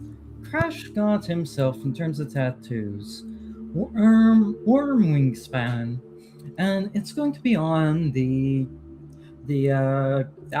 gift we got from doing Belric and Calistavaria stuff, the graft he got before, and that basically being some of the I flavored it has some of the parts to help replace the wings he once had. In this case, the graft he got was the gliding membrane. So upon that is kind of the iconography of a magma dragon. Nice. For the magic item, fireproof gloves. which are these gloves that both protect from fire, but can also bellow it out. And for the reason, Crash would actually give a fairly logical and actually like on paperwork reason, going through the multiple listed ways that they could help him in his day-to-day job and tasks in the Gavel, mostly in crafting and smithing. Have you tried not burning yourself? Are these really necessary? Crash showing his new arm made of steel, stone, and wood. I suppose. But I can go next. So, Wiseria's also going to get the Worm's Wingspan tattoo. I imagine she perused the list of options and decided that, like Belric, being able to fly into the air and fire arrows from above will be a potent battle strategy.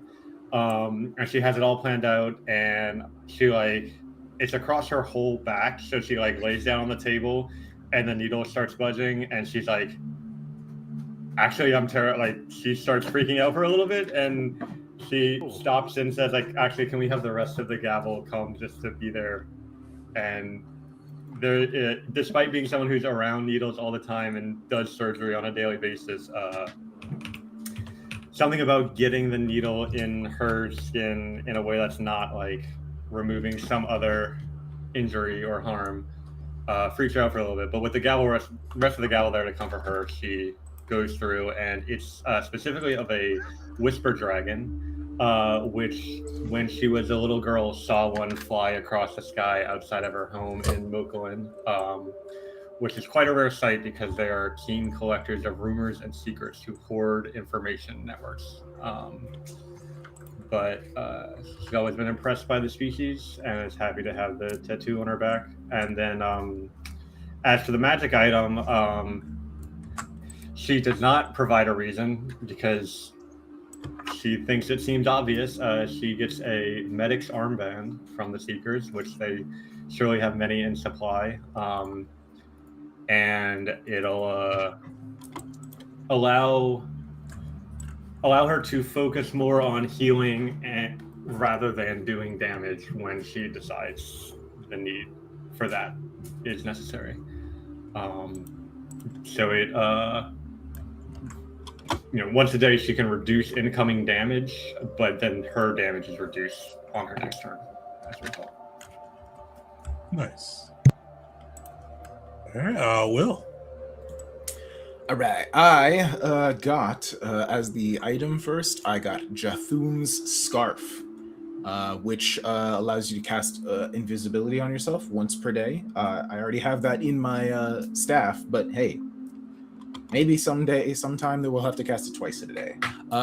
But the more cool thing, in my opinion, is that it can summon winds. I think it's specifically some sort of wind spirit that has a pronunciation that I will not even attempt. But I can use an action to attempt to push all enemies away from me 10 feet, which I think could be very helpful.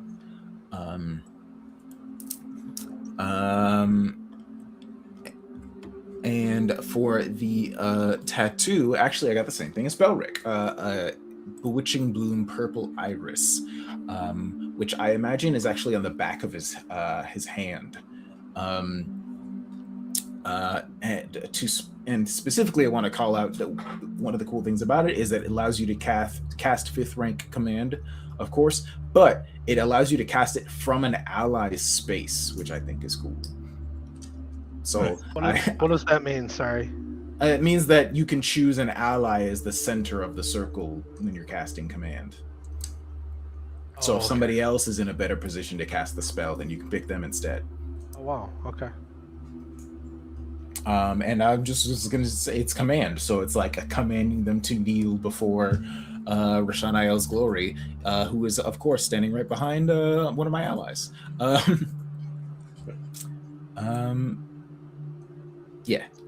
it. With our powers combined, we can make Dura the scariest, most bewitching force in the entire continent. Yes. Perfect. As you all have gotten tatted, gotten your items as well. The week passes with you all spending, you're pursuing your own ends. The relentless thunder and lightning does not let up throughout this period, just continuously booming and bursting above, making sleep for those who are sensitive to sound a bit of a tire as the thunder god rages on. Um, but with that, eventually you are called for the Baron's final war camp before they set off and start either marching for the frontline soldiers who will be making their way across the land, sailing for the gavels who will be leading some of the boats through the river towards the war camp, over those who will be coming from above the airship who will be descending upon the city of Kata and the Giants war camp. But what we're going to do is we're going to flash back to the war camp session next war camp, what the details of the war council next session. You will hear a few bits we'll touch on here, as you'll hear that the Akarian blockade that has been kind of hemming the island of Kata has turned tail and fled towards the watery nation of Acaria. You'll hear that the Adamantium renegades, along with the prefects and the Myrmidons, are going to be infiltrating the city of Kata. The prefects are going to be trying to impersonate giants, utilizing their magic to cause havoc. It'll be under deep cover. The Adamantium renegades have been charged with gathering, trying to get as many of the refugees away from the giants' control as the strikes start to fall, so that they're not used as hostages, and the Myrmidons will be assisting them. So you hear that they are kind of they've already departed prior to the war camp. The war council set up, making their way, infiltrating the city of Kata to kind of begin their works, and just make sure that everything is prepared and ready for the war. But we're going to pick up, we'll go back to that next session here in more details about how you all plan out your operations within this war, the final leg of the war. But as you make your way back to the balancing act, after having gone through and kind of strategized with the Baron Royce, you make your way back, leaving the camp. Two things seem to almost happen simultaneously. The first, almost from the direction you left within, you hear a horn blare, like this call to arms, this just almost incessant horn just echoing out across the war camp. At the same time, you do see the lightning flash, and on top the deck of the balancing act, you see the wings of a drake, these dark, black, inky, almost shadow-like wings. It's standing in front of him in this deep black patchwork armor, very similar to what you've seen him in before, but just seems like the color completely drained from it. Almost seems like it's bending in and out of shadow. You see me, Mockery. You see he has a almost stoic look upon his face as he comes up from below on the balancing act, coming down up from the floor below, or coming up from the stairs leading from the officers' quarters of the library and the floor below. You see he walks up, looks at you all, and just with a stoic, almost sad face, still one glove upon his hand, he kind of reaches up with a note, drops it to the ground, and you see his own shadow swallow him, and he disappears. Wisteria's going to fire a crossbow bolt at him that doesn't quite get there in time before the shadow goes Oh my god! I was gonna say, Belric was gonna make sure that no one had their weapons drawn, but Wisteria got that quick That draw would make going. sense because that would be Quick Bellic stopping Crash and not expecting Wisteria to fire. That Yeah, makes sense. exactly. Yeah. So you see like a look of both resignation and hurt cross Mockery's eyes as he sees you quick draw and shoot before the shadows swallow him, leaving that note behind, the flashing of lightning and thunder, the blaring of this horn that just incessantly seems to be going off within the war camp. You hear soldiers' feet starting to rustle and move. Before we get that, which one of the gavels? Actually, no, I'm not even gonna do it that way. Curious who are the gavels first goes to the note. But Mockery, or not Mockery, Burger, I'm going to have you read this in Mockery's voice. Oh shit! Let's do this thing. Where's this gonna pop up at? In Discord or in? It Oh, should pop up on your screen. I mean, all right, it put it. I would look to Wisteria to grab the note. Yeah, I mean, she would. I would, She would. I would- rush towards it. I would, if Mockery was involved, I would look to her to do it.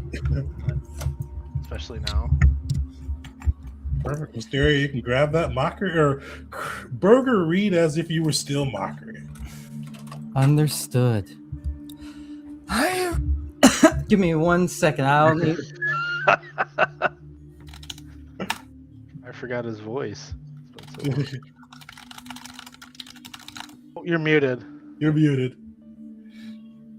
I know it's me doing the Oh. little vocal stimps to get into the voice. Oh, okay. Just I was like, one you're going in it. Yeah. Oh, that's dedication. I just go, I'm a dwarf. I write not as the first Chaos Knight, but a man who once laughed beside you, and once shared the dream of the gallows.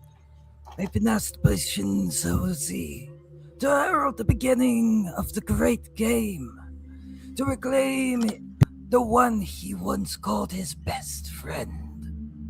At first light, he will cast a vision of death of the Sun across all of Kata. He has commanded me to tell you this. In 10 minutes, 2 portals will open on the deck of the Balancing Act. One to Shinjozi's executioner, waiting in the shades of Havoc's realm, eager to spill the blood of Sanda. The other to the ethereal plane, where Rise, remnant, prepares his vengeance against Baron Royce. He invites you to play with his executioner, though he worries your heart will be drawn to the sea's goddess Revenant. I know I have no right to ask anything of you. I have forfeited that right the day I swore myself to chaos. Yet still I beg of you, those who I once named my friends, please save the Sun. Poor Oga has never deserved the torment Shinjozi has prepared for him. Sir Mockery, first of the Chaos Knights. P.S. Wisteria, my love is still for you. And it breaks what left of my heart to know. This brings you hardship.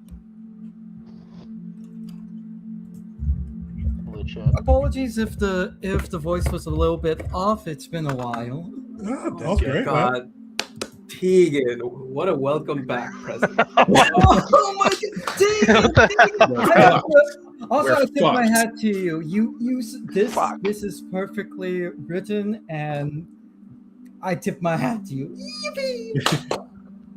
I tried to use, I remembered of Mockery's voice, so I hope it somewhat fit for him.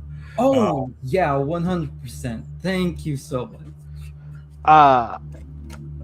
Sorry.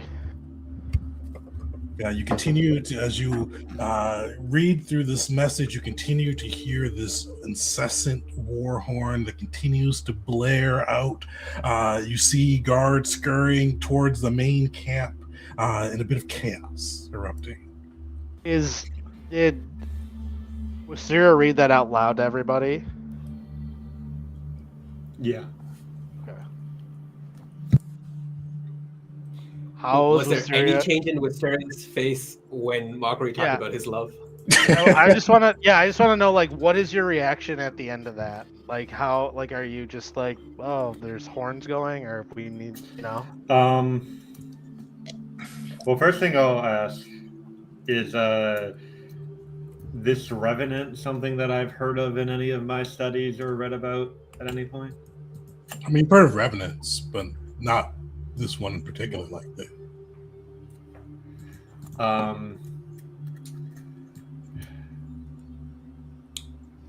It's I think neither the unknown undead belonging to Y or say Voga. Actually, one thing with Stereo, this would probably clue you into, because the B Squad did come across this. When you guys first started your vampire hunt, and the Baron unleashed lightning upon his own tent, he did describe his assailant as being a portly human that evaporated into bubbles. You all found a vampire, but the vampire was orcish and not portly. So yeah, I mean the Gavel Child with Wisteria a long time. They'd probably be able to pick up more. I guess like her voice would have frustration and a little bit of anger towards Mockery. If you're looking for any sorrow or desire for what was what's lost, like that's been magically removed from her. So she's immediately going to start saying like, okay, we need to protect the Baron, right? Like this war doesn't stand a chance without him, and he is our liege lord. We should, but and there's a little bit of crackle of lightning from Callie as well. Sanda is, I won't say my deity, but someone that I respect and who I do not want to see angered and restless in the way that he has been for this whole week. I think we should put out the anger of the god so it doesn't interfere with our invasion plans and rely on all of the various forces around the Baron to protect him. Crash will speak up and say, Well, I, for one, say that we strike a blow against the infernal gods, and whatever damnable plan they have for this ogre. Well, surely this executioner is some higher up of Shinzo's zeal, some favored by him. If we are lucky, it will be that Mockery himself, and we'll be able to slay him on the spot.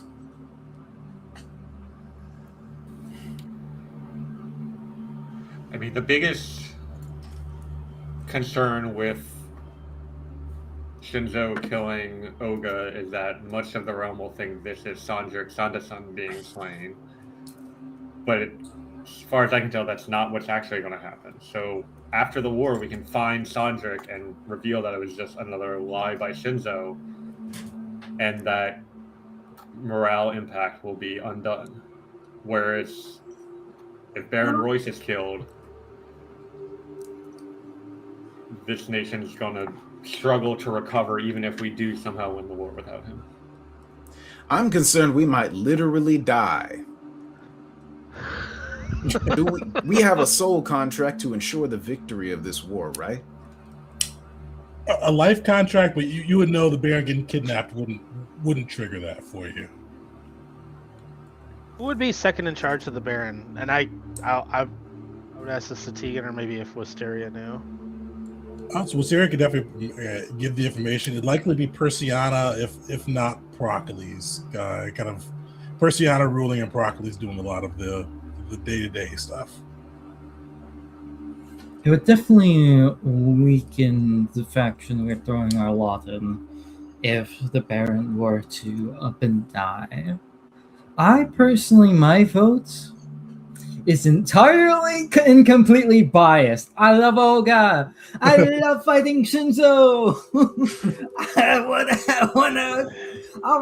wanna run hands. If both of these choices are wrong,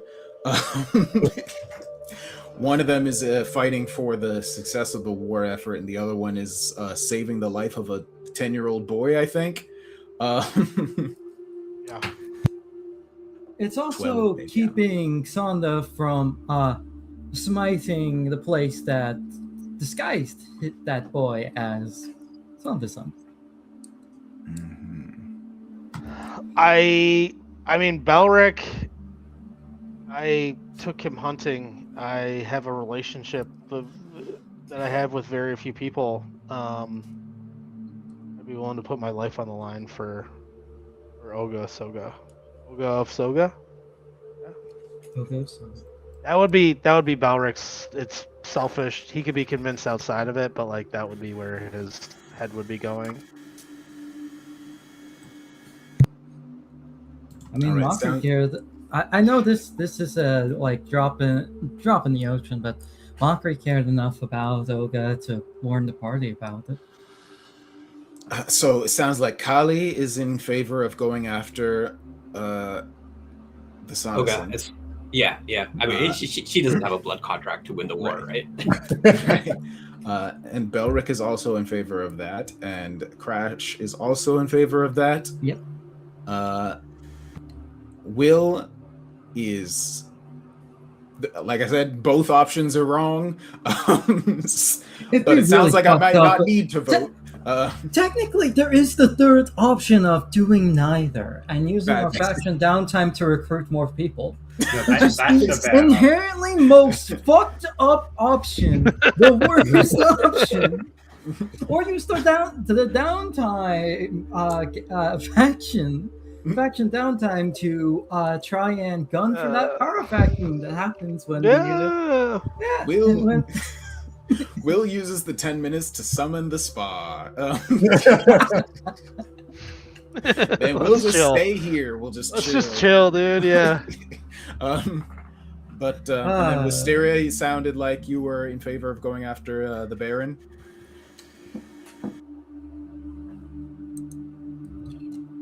You're on mute. Yeah, and she'll propose we put it to a vote. And I mean, a lot of people said their vote already. Hers is for the Baron. Mm-hmm. But it sounds like Will's vote wouldn't matter in that case. Yeah. Plus, Maria is only using 2 of her 3 votes. Crash has votes, but he doesn't have too much immense voting power. What does Beshnet think? I don't think Beshnet has voting power. Beshnet still has voting power, yes, if I remember correctly. But did you guys give Beshnet voting power? I think what we did was that we said narratively, sort of like all of the senior officers would have voting power and stuff like that in the narrative, but in reality, we're the players. We choose what happens. That's fair. Yeah, I mean, mine is very rooted in like selfishness and not logic. So like, I could be convinced outside of it, but like to me, it's like if it's a toss-up, then I want to save this kid. Yeah, I think he would hate it, but I think Will would vote for the Baron. But I am also both me and Will would be perfectly happy doing either one. Like, but it's like 45-65 in favor of going after the Baron. Like, 45-50 math, 45-55. All right, one last before the votes are done. Wisteria, what are the repercussions if the Baron is slain versus like if let's weigh out the pros and cons very quickly. Like either way will be a huge morale hit to the army. The Baron's leadership and skill has played a huge role in this conflict, but also having a superhero, despite one who is fake and mysterious has proved beneficial as well.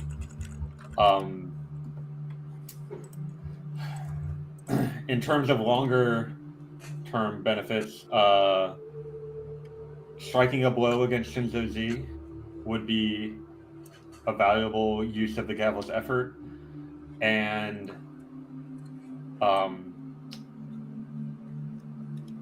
the Baron, we've proven time and time again that the Baron can rely on us, and we've earned much respect with him, and that would be lost if he were to die.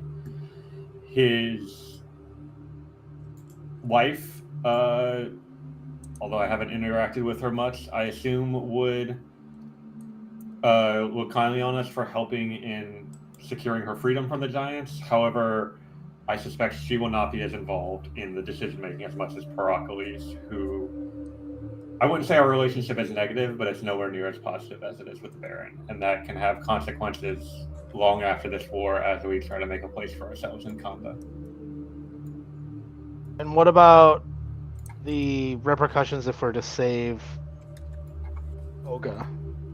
How could that fare? Because that's not something we touched on. Callie's going to interrupt and say, Gavels, I think the portals are opening right now. I don't know if we have time to break this down. Mm-hmm. Very well. Crash locks and loads his new arm, and there actually is a little bit of lightning, quite similar to Callie's, that arcs up for a second. I say, let's deal a blow against Shinzo Z. The Baron can fight for himself. I, for one, believe he is able to. If he gets captured, that's just another opportunity for ourselves to show our worth. I don't know if capture is what's going to happen, but hey, seeing that they are outvoted, Will is going to say, all right, let's go save. Well, first checking to make sure no one is in earshot. And he's going to say, all right, let's go save this kid. Gavels! He's going to shout using bullhorn to shout loud enough. Whatever you can do, do it to save the Baron. We have business to attend to. And he's going to start walking towards the portal. I will respect the vote of the gavel and follow Will. Doesn't this give Wisteria 2 more votes out of her 3 the next time voting comes around? To be honest, I've kind of lost track of that, but we don't understand our own government that we created. Wisteria would know exactly how many votes she has, but it hasn't come up in so long that I've kind of. Yeah, it's unnecessarily complicated. Something that maybe hash out outside of game at some point, but yeah, you are more than welcome to that. Overly complicated voting system, but with that, you do hear kind of the. Oh, go ahead. You're just. You do hear the horns continue to blare. You hear shouts, the Baron's missing! The Baron's missing! As portals begin to open up on either side of the balancing act. Through one side, you see this realm that looks similar to your own, but you see it's like almost in a different spot. Like as you look through, it almost looks to be in black and white with shades of mist flowing through. You see the portal peeking out, and for those that were there, so Belric, Will, and Wisteria, it looks like the road you guys took on your way back from infiltrating Kata. You see as you look through it, this wave of fog and smoke, and you see off in the far distance crystals, and you see a portly man wearing a crown. You can see straight through him off in the very far distance, and you see his ethereal skin glowing and flickering every now and then, and you'd recognize, at least you three would recognize him as the former Baron Cassie Royce. Through the other portal, you see shadows billowing through. You hear raucous laughter. You hear stomping of feet. You hear applause. You hear a crowd that seems barely contained within their jovial spirit. You hear a voice that you could recognize, Rock, yelling out, "Gavels, Gavels, this way, to the right, this portal, we want to play," as he hollers through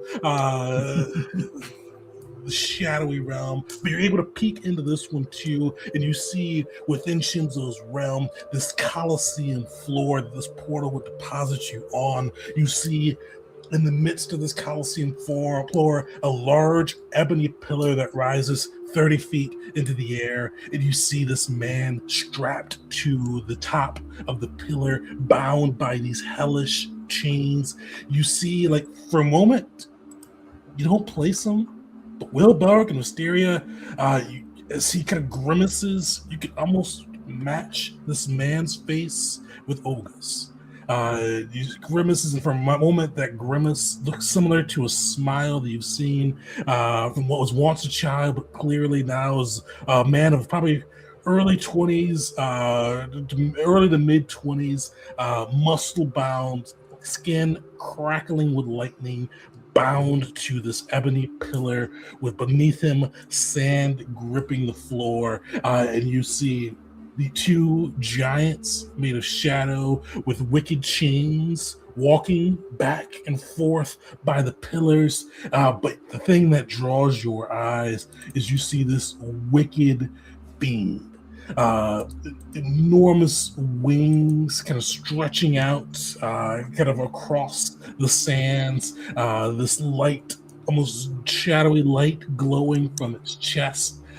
Claws gleaming from its hands, these wings that look like they could cut through metal across its back, holding a axe, and you see the air almost distort around it and the axe as it looks with this Cheshire-like grin towards Sandra, or towards Olga, the Sanda-san.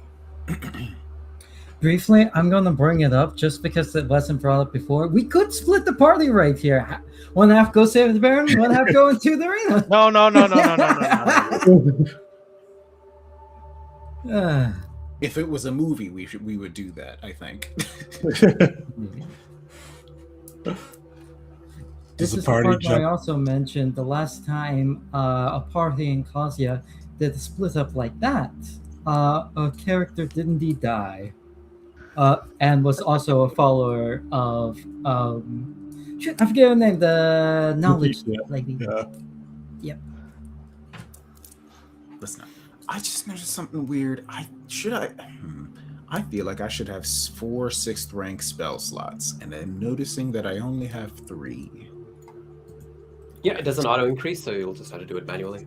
Okay. All right, let's do it. Let's go take out this Balrog. Balrog. Yeah, let's head towards Narak would be my vote. Let's go. And Olga. Crash is going to be coming in here with the obsidian edge held in 2 hands.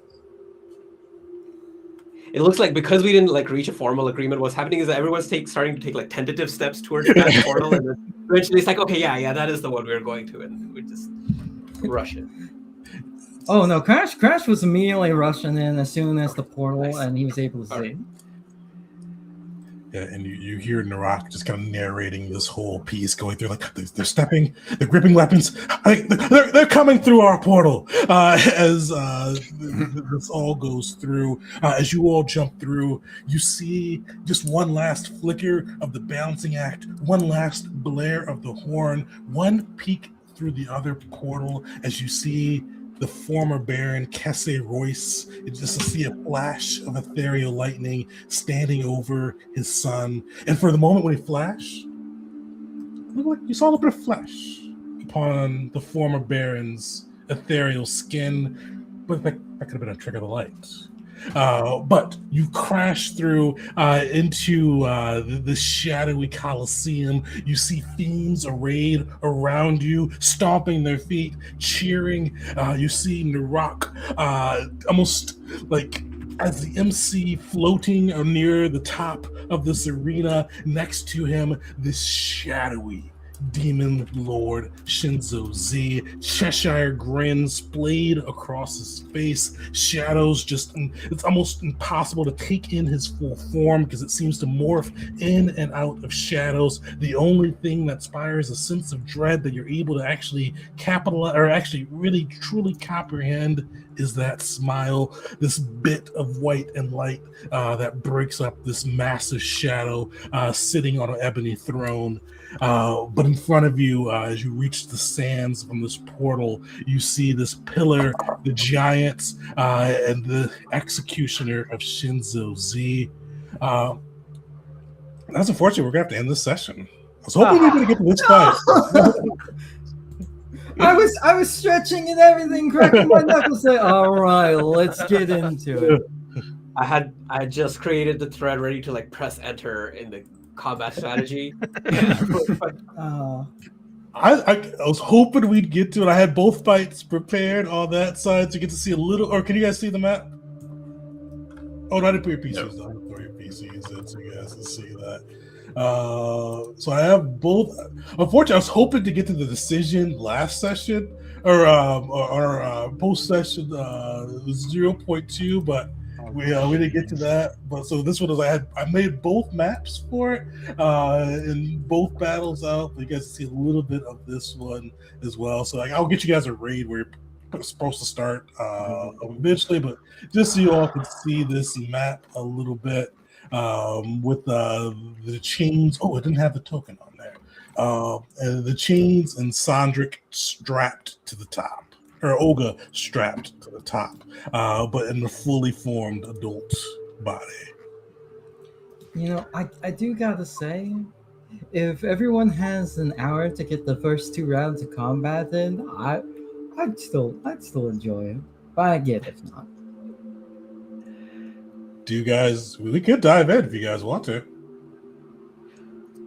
I hopped up on sugar just so I can keep my energy up. So I'm ready. I'm ready. I'm ready to go. I don't have want to. Stretches. But like, I don't want to be. yeah. Let's get. This has to be unanimous though, because you know. Yeah, I don't want to. I took the day off tomorrow. Okay. All right. So Chris? Chris, Yeah, good. I'm in. All right. So you guys can start pretty much anywhere. I'm gonna put a square on so you guys can see where you can start at. Anywhere within the square, feel free to place your PCs. I'm gonna get the initiative on. I'm gonna run to the bathroom real quick, and then we will dive in. We've got 2 Callies and no Dura. Oh, put Dura. But yeah, you can fix that when you come back from the bathroom. Oh, oops. Holy everybody. Yeah, I'll be back. I'm gonna use the restroom as well. Oh, put everybody back out. Oh, now I'm gone. Now I'm back.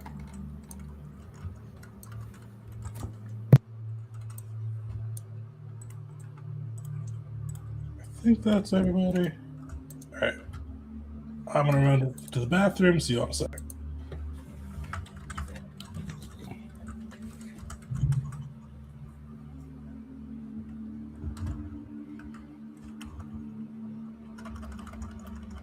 Oh, it's not here.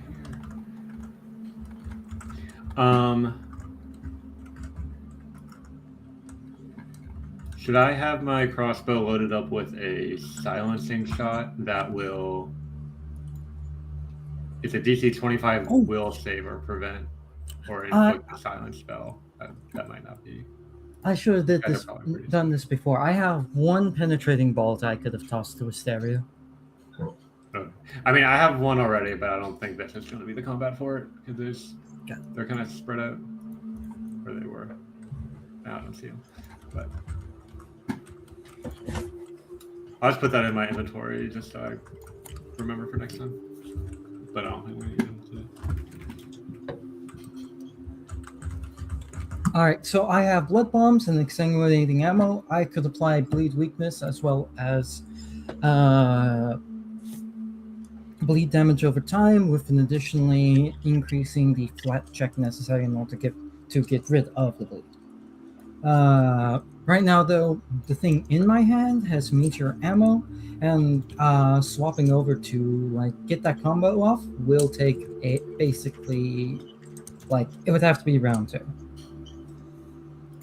when I do that.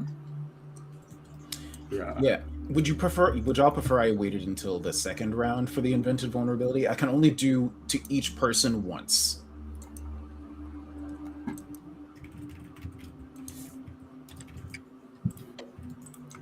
And it lasts a round.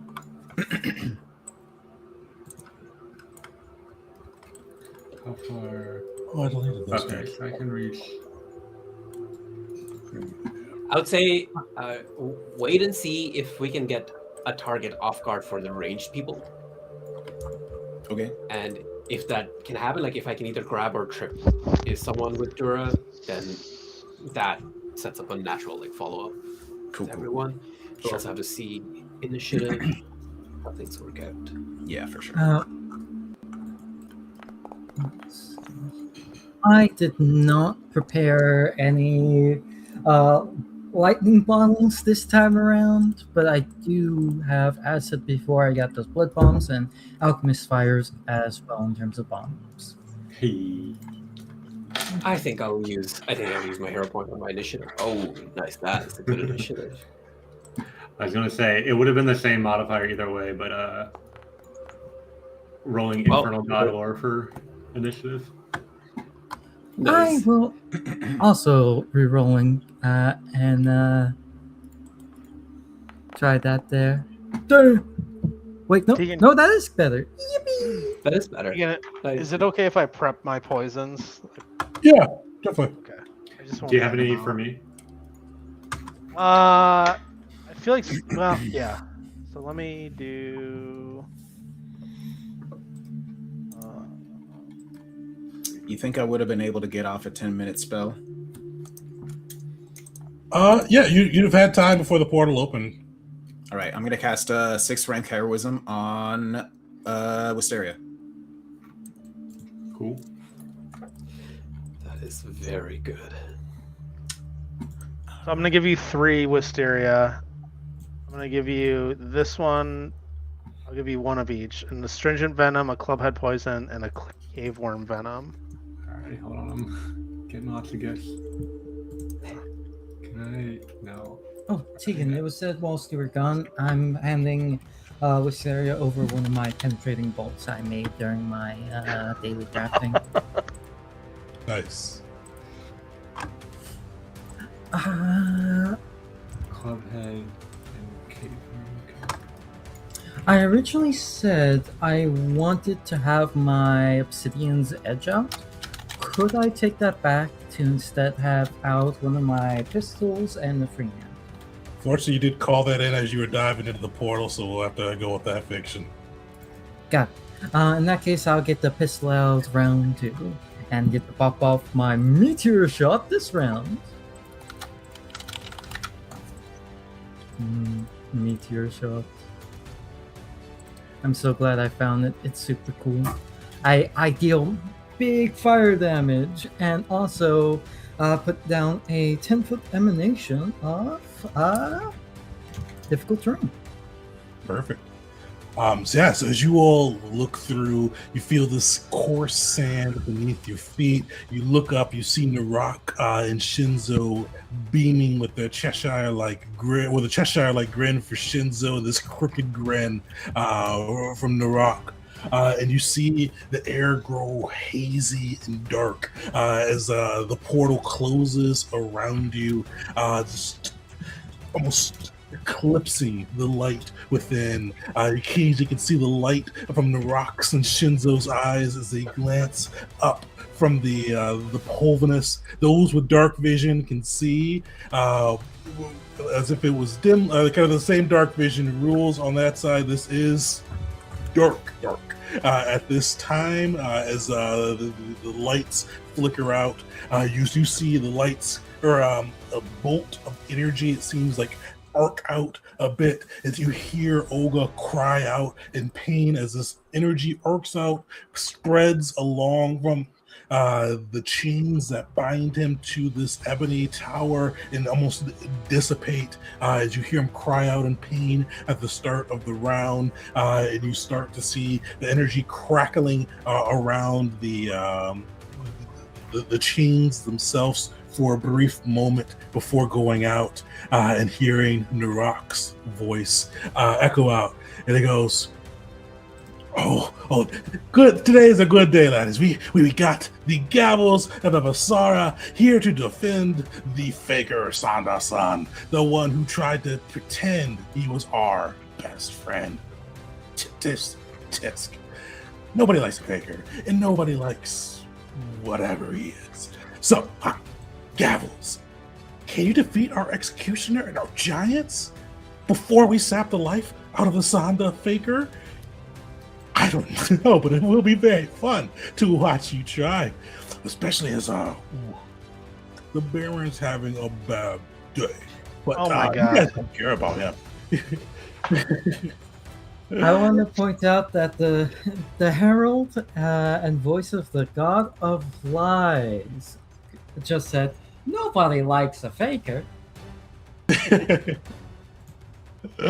I guess he is correct. No one in the party likes Narok. He is not beloved by the party. And as you see, he speaks. You eventually do see Shinzo, like almost this hand that bends in and out of reality, almost more of a claw than a hand. He raises it and then just drops it. And we will begin combat. Tegan, these chains, they are above, right? They are not difficult terrain? They're above. They're 30 feet in the air. Okay, and is there a way to get to Oga without killing everyone? To get to Oga, you would definitely be able to get him if you could climb to the pillar, but you need to break the... And it doesn't look like it with the picture, but these chains are bound to him. All four. What would it take to break the chains? Are we talking attack rolls or are we talking skill checks in order to beat the DC? Attack rolls, and these are hellish chains, so they've got some heft to them. I will say Olga is conscious. You can see his light. Well, before the lights went out, you could see his life force starting to drain from him. But you guys have been plunged into darkness as well. Mysteria, what do you do? All right, I'm going to mark Shinzo Z's Executioner as my person of weakness, or person of interest as my first action. And then I'm going to do a free action devise a stratagem on the Executioner. Good to know. I'm going to use a free action recall knowledge on this giant on the right to try to identify it. And recall knowledge. Hoping that Infernal Giant lore or Infernal God lore will give me a good bonus there. Yeah, you are able to ask 2 questions. All right, I remember. Lowest saving throw. The giant's lowest saving throw is reflex. Okay. I'll share that information with the party, and then I will. So I posted this in the combat strategy earlier. I'm going to use my second action to activate the imp shot that's in the first slot on my magazine, and then third action will be to try to shoot that giant with an imp shot. Mysteria has dark vision, I believe, right? Low light vision. Oh, okay. So you, with low light vision, this will be a little bit harder for you to do on that side. I thought she had dark vision because this is pure darkness at the moment. So with dark vision, you can kind of see it as black and white, but with low light vision, I think it is still just dark to you, I believe. Yes, that is correct. Yeah. Unfortunately. So yeah, you would need to get a light source to be able to. Apologies, I thought Wisteria had. I thought orcs had dark vision, but Orcs do, half orcs don't, I believe. Oh, I think there's a Yeah. feat I can take to get it. Yeah. So they're hidden to you. You'd have to succeed on the DC 11 flat check and succeed on the attack roll. Gotcha. All right, so I'll do that flat check first. Nice. And then make my attack. Off guard, and then not using divide stratagem. All right. And they're also so you got the hidden on that side. I think there's another check. Is there another check, Spirit? Or is it just the? It's just a hidden flat Just check. okay. I believe. Right. Unless they started out, unless they're all stealth for initiative. in which They're not case stealth. Yeah, so that's perfect. All right, make a shot. Nice. All right. Hit. Gonna roll damage. And the imp shot applies as well. Let me get that 3d6 bleed. So, yeah, for 1 minute off guard, -2 to attack rolls and skill checks, and then on each of my turns, I make a flat check to see if the imp.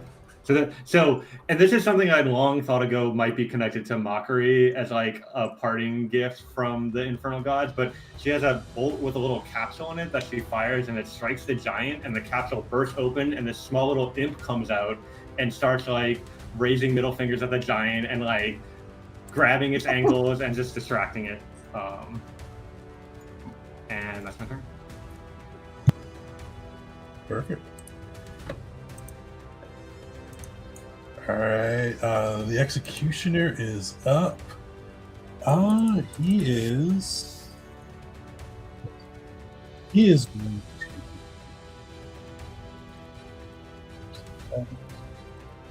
to. You like for those who do have dark vision, you do start to see shadows warp around him, and he is.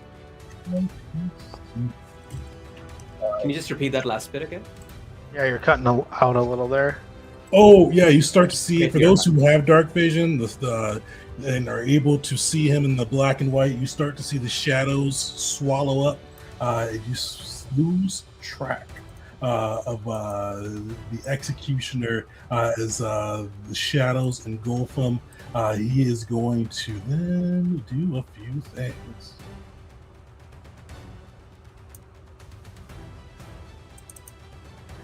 So that is 2 actions. That last action for this. You see, like as he disappears, you do start to see like these one other version of him pop up. Seems a little bit different than the other, but you see it appear right there as this disappears and reappears within the arena. And that'll be his turn. Okay. I've got this Defy the Darkness, which I've never used in 12 levels, but there's one more ahead of you. Oh, I'm sorry. No worries. So you see, for those who are able to see here, you see, and those who are not, you hear this dragon or this giant come crashing up. He is going to. Actually, he's not even going to move. You hear this chain come clinking through as he whips it around him, and you hear it come arcing out across the field. Yeah, he's going to pick on poor Crash. So Crash, you hear the chain clink as he lashes out towards you.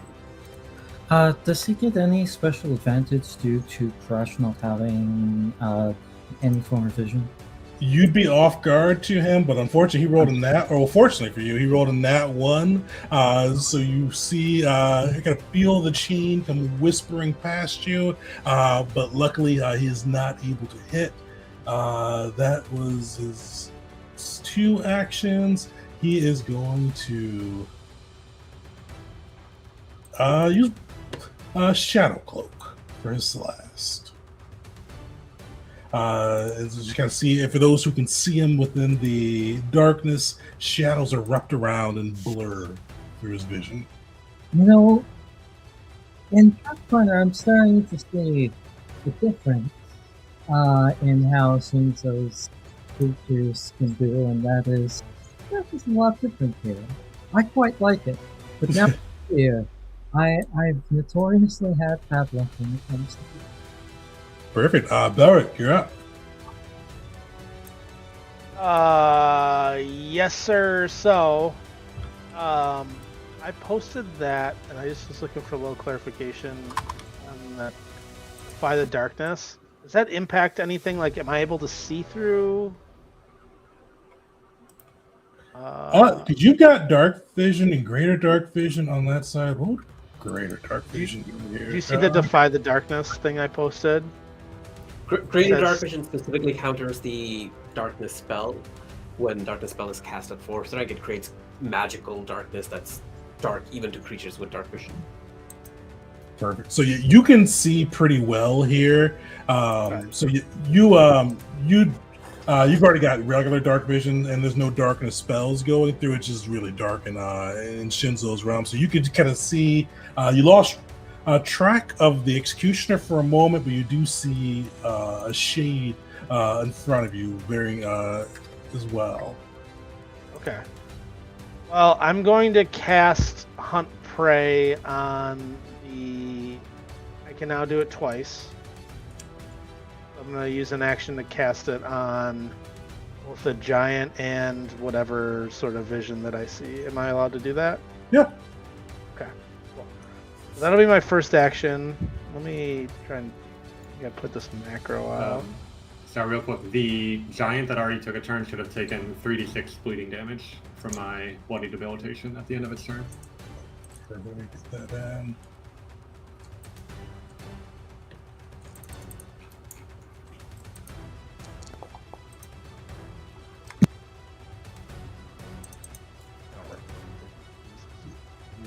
Macros, but...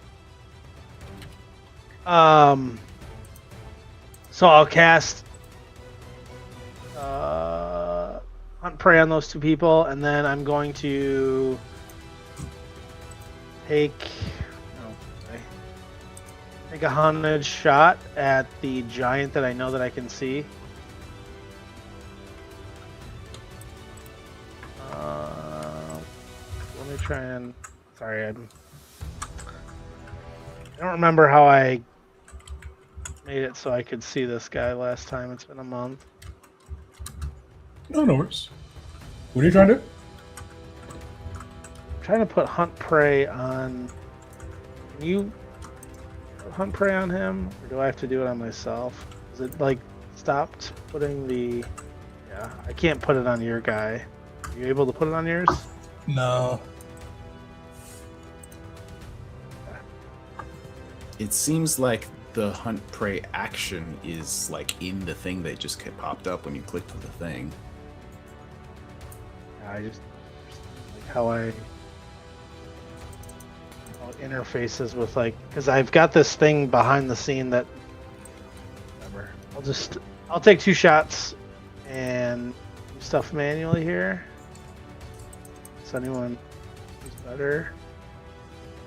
So here's the first shot. Nice. Ooh. Damn. Okay. Yeah. So this should have precision, which Did you mean to use the short bow for that?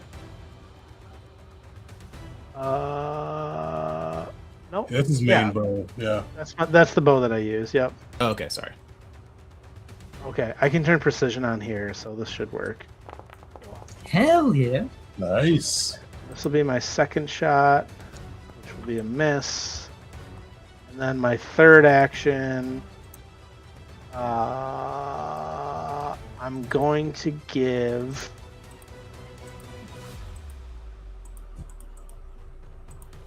guidance to... Who's next? Who's coming up? Crash. Syria? Crash. Crash. Crash, I'm going to give you guidance. which is, I think I've cantrip or a first level Sure. spell. Cantrip. Cantrip, yeah. Cantrip. All right.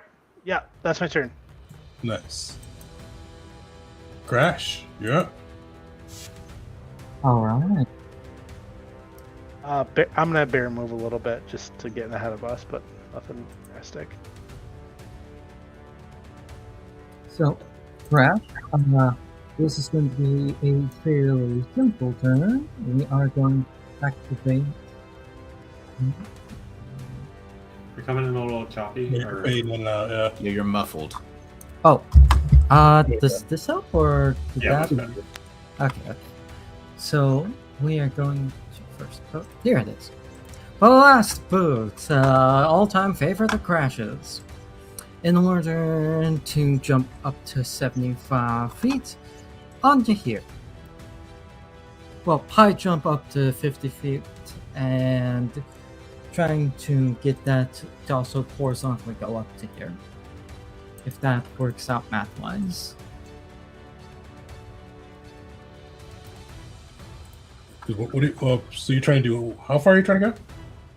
So it's 50 this way, and it's 30 feet up in the air, right? Yeah.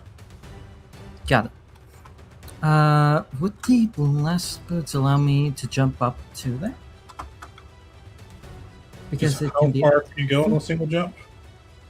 So with a high jump, it's up to 50 75 feet. feet. Yeah. Yeah. With a long Yeah, jump. you would be able to go long and high at the same time. It doesn't look like. Oh, shoot. Shoot, that actually changes things a little bit.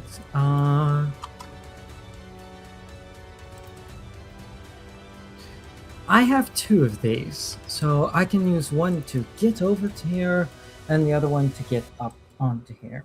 Would that be? Yep. Got it. So, blast boot up, or rather long, blast boot up, and we're going for the chains. Perfect. There are 4 chains attached to them. Got it. So, first things first, we're going to take this melee. In fact, I wanted to activate my meteor shot. Unfortunately, I don't have the action economy for it, but I'll still go for trigger brand salvo. All right. So, Guidance. first attack. If you didn't have it at it. Oh yeah, thank you. I will quickly apply guidance.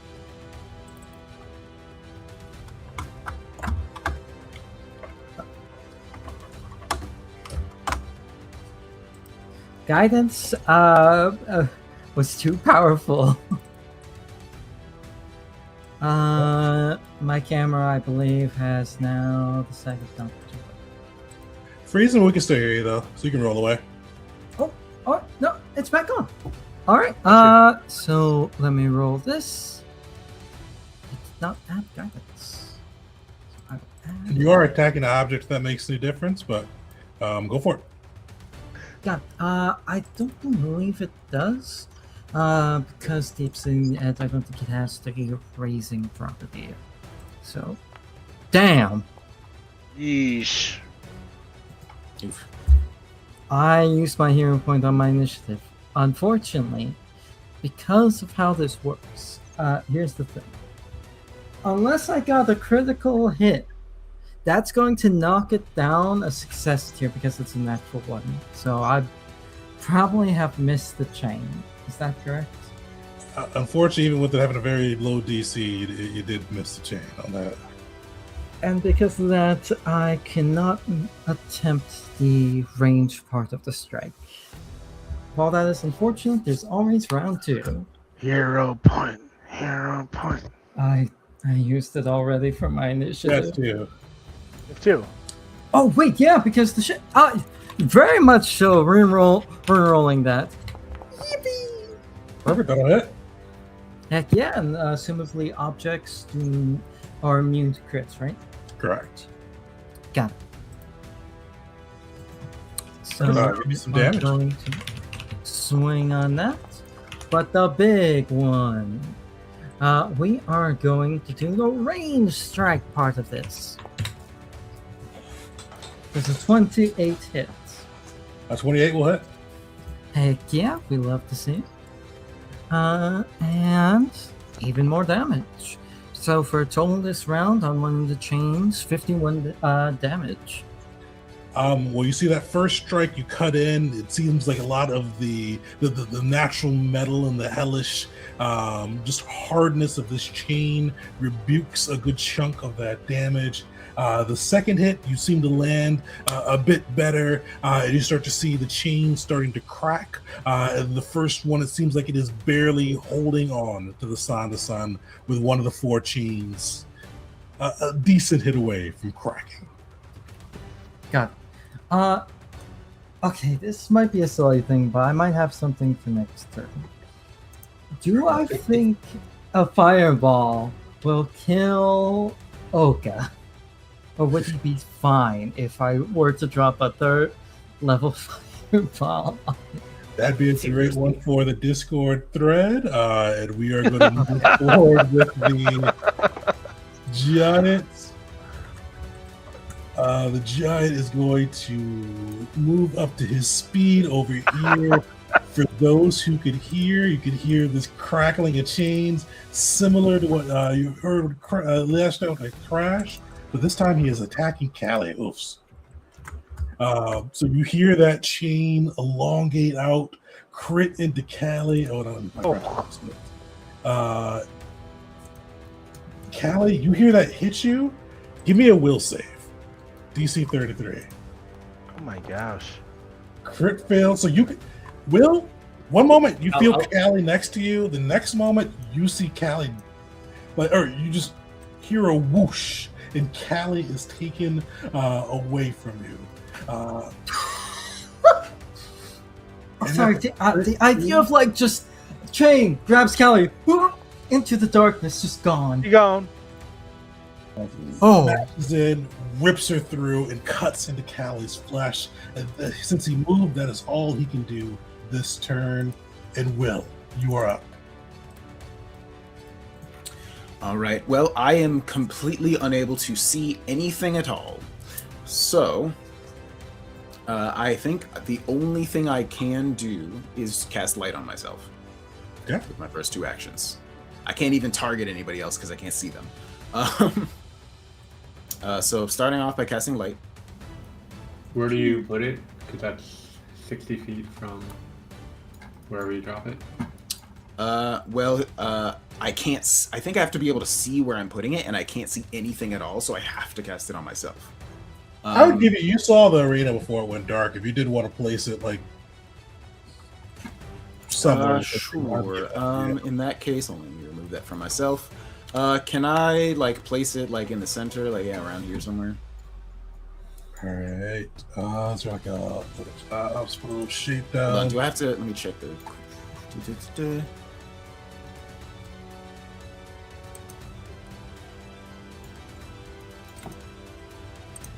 Okay, cool. I don't have to attach it to your creature. I just can. And where did you say you wanted to place it? Perfect. So you see, how does it look as the light blooms into being? You're on mute. My bad. A small golden orb just like sort of rises. It's like the size of like a golf ball, but it like rises up out of the ground and then starts shining incredibly brightly to the point where like you should not look directly at it.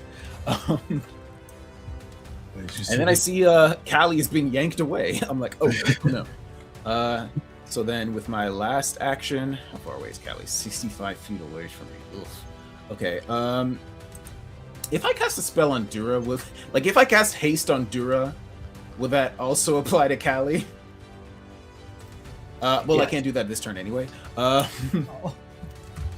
So instead, I will use my last action to use. Let's just I'm gonna do a rallying anthem actually for the focus point. So everybody in the area gets +1 AC and saving throws for the next round, and that'll be my turn. Perfect. Callie, you're up. Callie plays cautiously, and so to be pulled away so rudely just enrages her so much she immediately turns into lightning and will use lightning dash to try and get away from this creature in a 30-foot thing while trying to trigger the save. So she will go Oof. here. First have to crit Away. with that one. And Dura will use that same time to just move up 1, 2, 3, 4. That's well within reach. And then Dura will take the last action to try and slam at this target, whatever this target is. We get That'll hit. Actually, that will crit. oh, okay. Then we can take Oh, sorry, that does not crit. That's right. That does Okay. not crit. Still does hit.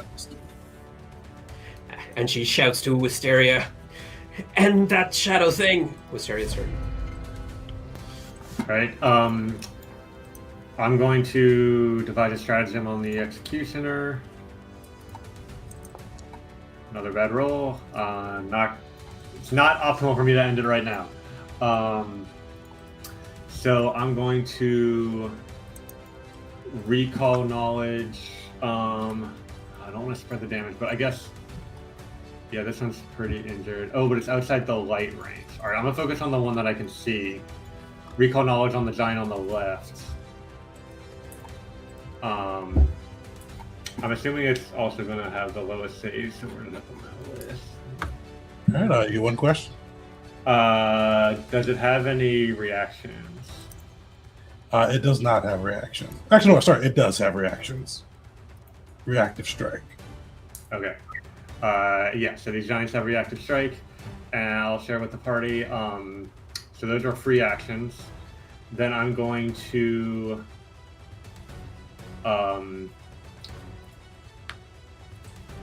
let's see, which one did I? Okay, I'm gonna it's what I do. I'm gonna take a shot, and it's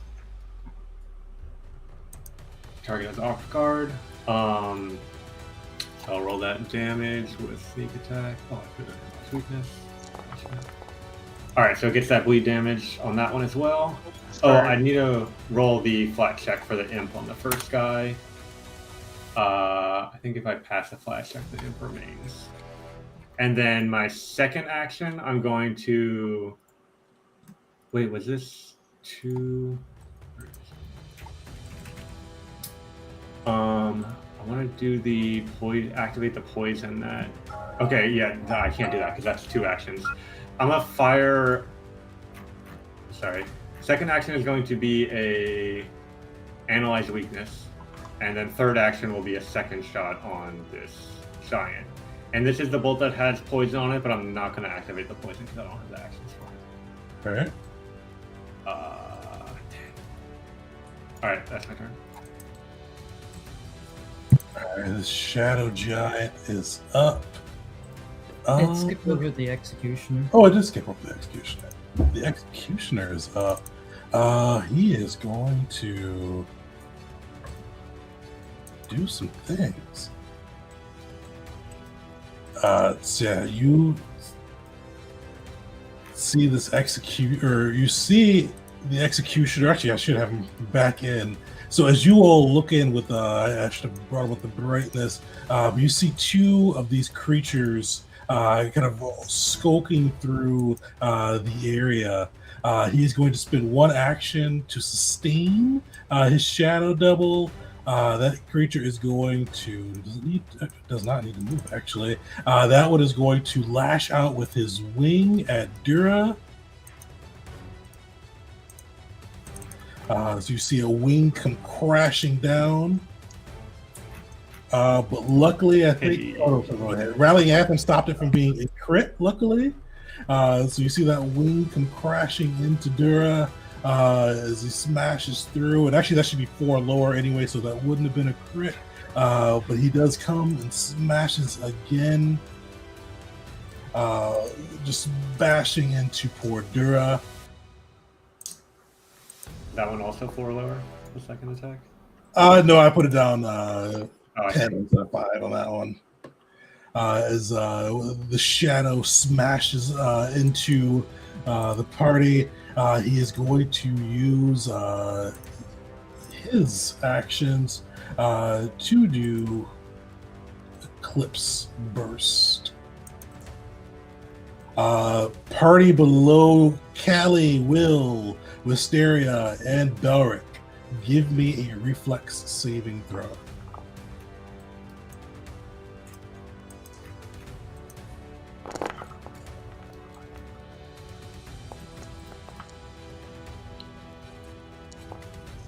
Nice, Callie. Wisteria crits. Callie succeeds. Belric also crits. So those two do not take any damage. And then Will and Callie take half. As you see him raise his arm, and out of this shadowy appendage, you see like this brief burst of like light. But you see it just crystallize in this like cold, this almost like this permafreeze that erupts from his hands and arcs towards you and explodes out in this burst of cold and shadow that seems to drain your essence. It also counteracts Will's light spell. It does. Sorry, I rolled a 40 and Will rolled 41. Should I? You've got natural reflexes, so when you get a success, you get a crit. Yeah, okay. So you see that explode out, and it's going to be a counteract check on that side against the magical light. So let's see how he does.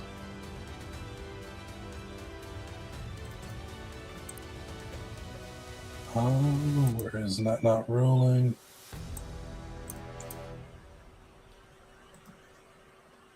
Is there a way just to have him roll his spellcasting thing? It's not letting him roll it. I'll just roll plus 26. So 37 and counteract. I think that will unfortunately counteract the light. So as you see that go through, the light almost like fights for a moment, but unfortunately fades. And with that, the giant is up. You see him spinning his chain again. And he is going to... He doesn't want to move, so he's going to pick on Bear. So you see that chain leap out from the shadows, arc towards Bear. I forgot to click him, but 34 will hit. So you see that chain arc through, clash into Bear, and then you guys see Bear disappear into the shadows. I don't know if it affects it. There's a -2 circumstance penalty from the imp distracting him. Because what's Bear's AC? 30.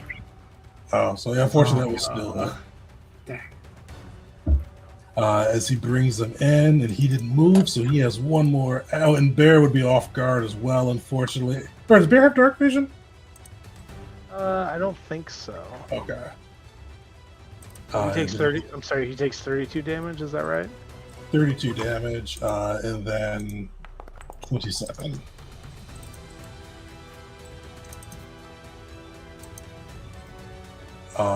Beric, you're up. I don't like this. Not like this, gentlemen. Whole thing for Bear being within 30 feet of me. Back to the drawing board, so I apologize. I'm going to... So I was just going to suggest maybe you could have Bear do his bear support maneuver thing, and then shoot the giant a bunch. That sounds like a pretty good idea. Indeed, First and action. because you got that good dark vision, you can see him. Yeah. First action, Bear will do this support benefit. Then I start shooting.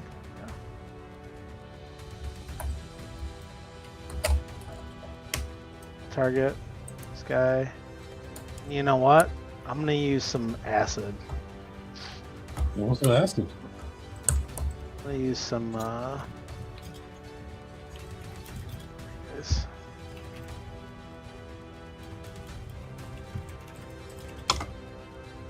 All right.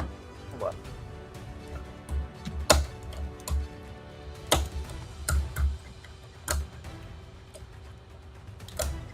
All right. First attack will be this one.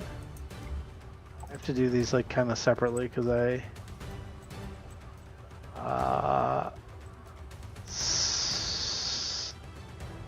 Second attack will be this one. But I am. So I should have probably said, like, my acid arrow would have been the first arrow, right? Yeah, you have to spend an action to activate the acid arrow. It likely would have been your first, so that one I'll call it out. Okay. So I'm not gonna do Second any will acid hit, though. arrows. And is this still considered precision because it's the first time I hit him? Yep, that was still get off. Nice. Then Bear does 2d8.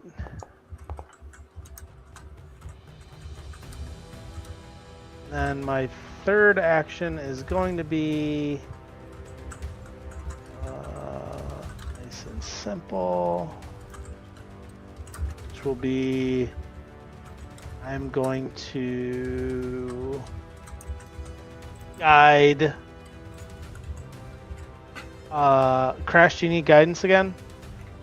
I'll be good without it. Okay. I'll cast guidance on Wisteria. It's not going to stack with the heroism I already have. I will cast guidance on You can catch all your stuff if you like. the fuck. Dura would appreciate it, I'm sure. I'll cast guidance on Dira. Thank you. Yeah. Fuck's sakes. Is there? So it does have a 30-foot range. There seems to be Okay.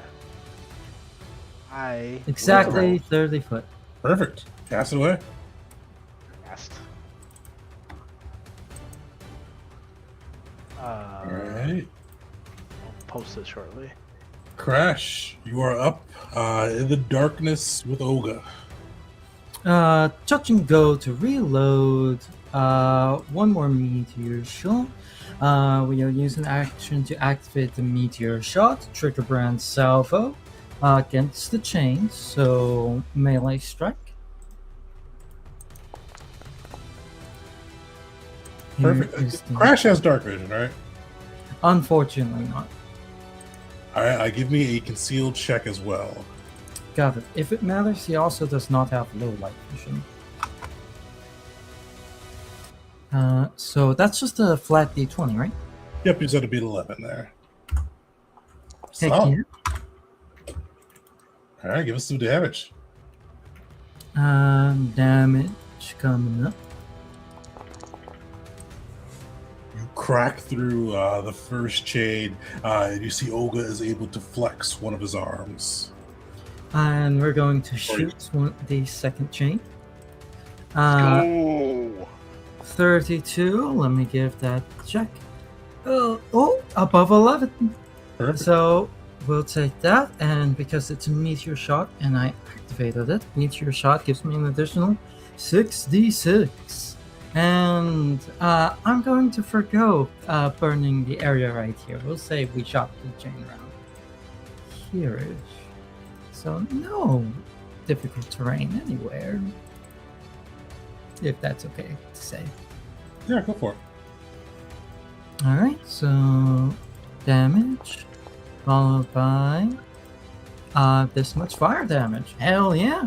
So that'll be 53 for that chain. It does seem to be immune to fire damage with the hellish chain. Oh! Oh. Oh no! That's my bad. Dang. But that'll be That Crush's chain is turn. looking because hardness took some of the damage out from your initial strike, but it does look pretty cheap with the second strike. Thank you. Do you have an action left, or is that all three? That is all three. Reload, touch and go, plus 11 swap things, then activating the ammo, then trick around salvo. Terrific. This guy is unfortunately going to keep messing with Callie. He's going to lash out with his chain. Hits.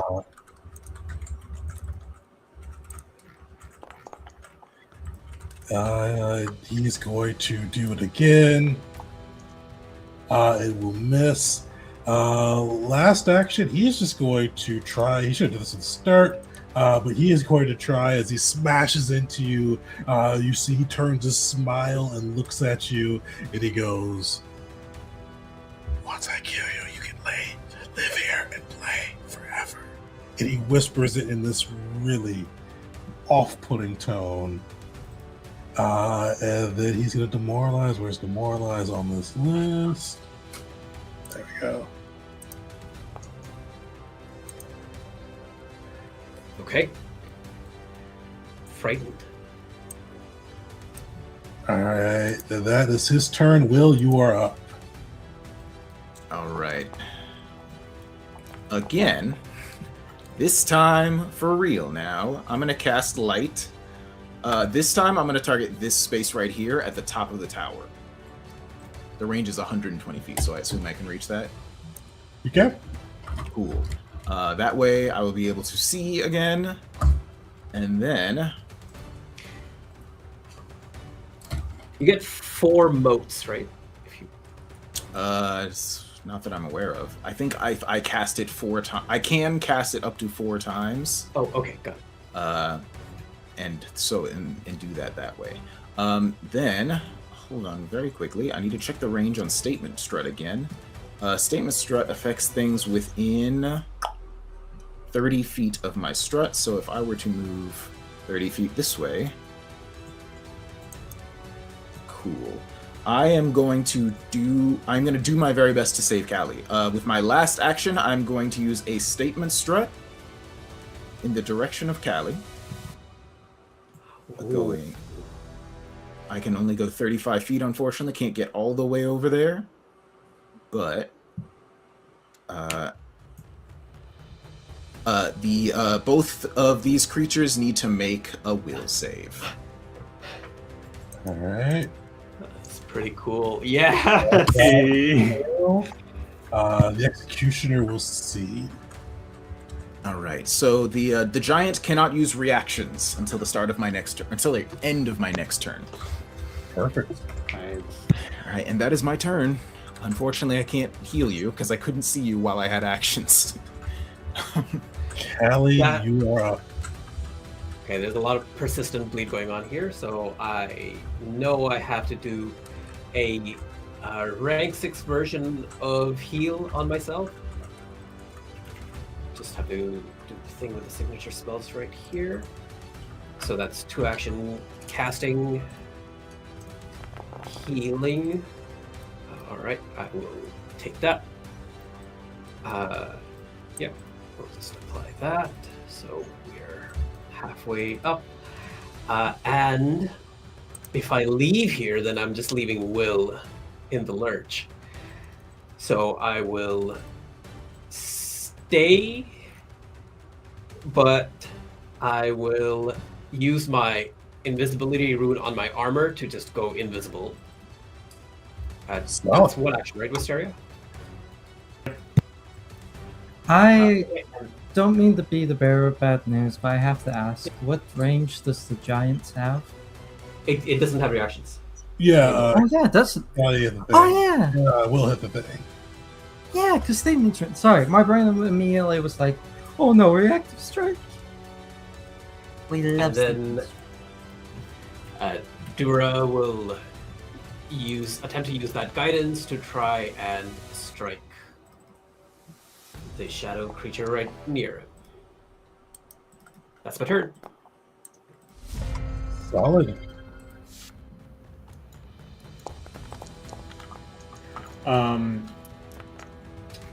I think both giants should have taken the persistent bleed that turn. Oh, they did. Both. Okay. Oh, it said both succeeded against their flat checks. Okay. And then I'll roll the flat check for the imp. The imp is still there. I will divide the One stratagem. thing before you go too far as well, you see one of the chains that crashed broke, but you do start to see energy pulsing through Olga again as the infernal mechanisms try to drain him of his divine life. But with one of his arms free, he is able to assist a bit. So let's see. Let me get him into initiative.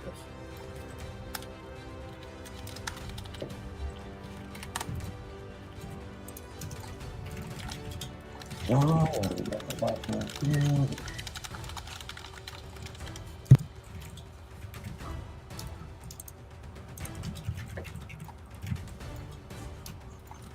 right, Wisteria. Okay. Devise a stratagem on the executioner. Wow. Okay. Good to avoid those. Quick question. The chains, I just looked up like generic object immunities, and precision damage is not an object immunity, but like, is getting the chain off guard a thing I could possibly do, or does that not make any sense? Yeah, you can't off guard, Jay. All right, so I'm probably not going to do too much damage to those. All right, so that was free action. Let's see. Do I? Okay, yeah, they're gonna have to manage themselves. I'm going to recall knowledge on the giant on the right, which I've succeeded on one time so far. Recall knowledge, and asking for any weaknesses. They are weak to both silver as well as sonic damage. Sonic damage. Okay. Well, make a loud noise. Maybe that's why they were whispering earlier. All right. So that was free action. Free action. I'm going to analyze weakness on that giant and then make 2 strikes with my crossbow, which will empty my magazine. I'm gonna use. Yeah, I got 2 hero points left. I'm gonna use a hero point on that. Hey. All right. And I get analyze weakness on that. And you said he's no longer bleeding from my previous bleed? Correct. Alright, well, he's gonna be bleeding again now. I'm pretty good damage roll. Alright, and then we'll go for a second attack. Oof. That's my turn. Wait, Perfect. Gonna- Olga, go ahead. come on. Olga kind of flexes his arm, and you hear him kind of like muttering, not muttering, but more almost chanting a prayer onto himself, pleading for his father's assistance and the might of Sanda to flow through him. You see a bit of lightning kind of crackling in his hands, and you almost feel a bit of magic starting to empower you as this lightning goes through. He calls out, "My friends, lend me your strength. If we can get enough power through, I can give Sanda's blessing to you all." Basically, mechanical terms, he is going to use 3 actions to try to almost get a bit of divine intervention in, but will need you all to each, if you'd like to, burn a reaction to make a skill check to kind of how you're buying into this divine assistance. If you succeed, 3 of the 5 of you succeed, you'll be able to weaken these enemies considerably. I'm willing to spend a reaction on that. Staying here. Same. I would like to go first because I want Is it okay if I use a skill that makes sense, but is not technically the most optimal skill I could use? Sure, go for it. If it makes sense. Religion. Specifically, the one that I bumped up the expert downside of all the things that Crash has learned and committed to learning about the gods, including Sonda, and that kind of facing area, that power of lightning, just for a moment though, he's quite agnostic himself. For a moment, believing in it, praying to it, and fucking hoping that Olga has this in the bag. Damn! That sucks. Oh no. That sucks. Yeah, you feel like you try to buy into Sanda's might, but you are almost in his antithesis in the realm of Shinzo. Callie, though, like you feeling the lightning, you almost feel as you like send Dura's lightning up the rail, like almost it's fighting against you, but you just feel it succeed. You see that lightning arc into Olga's hand, empowering the own orb he's holding, giving you 1 success, 1 failure out of the 3 necessary, needing you 2 more to get this effect off. Will, I'll pick on you next. All right. Sure thing. I feel like. Are we allowed to use the same skill that another person used, perhaps? Yeah. Okay. Although diplomacy is probably best for me. I mean, it is best for me. You know what? Can I use diplomacy to call upon the aid of if Sanda is listening? Or would that be a religion roll? Probably more religion on that side, yeah. All right. In that case, you would hear Will's voice once again. And in fact, you could probably hear, there's, the slightest delay. It's kind of like Rashanael is speaking at the same time as him, so you hear both of their voices in unison. You just say, and you just hear, Sanda, if you intend to save your warrior, now is your only chance. Let's go for a religion roll. Nice. That's pretty good. You're able to kind of hear a booming thunder echo almost from outside the realm, and you see the ball of lightning within Olga's hands grow larger. I can go next.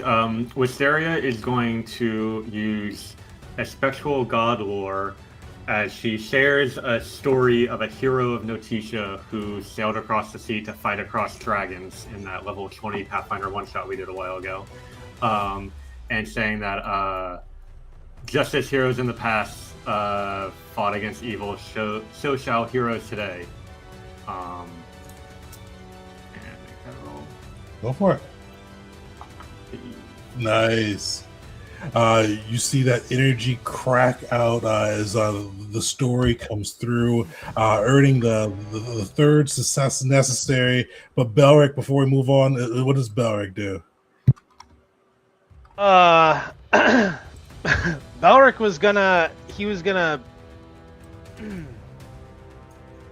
do a nature check, but he was gonna say like, hey,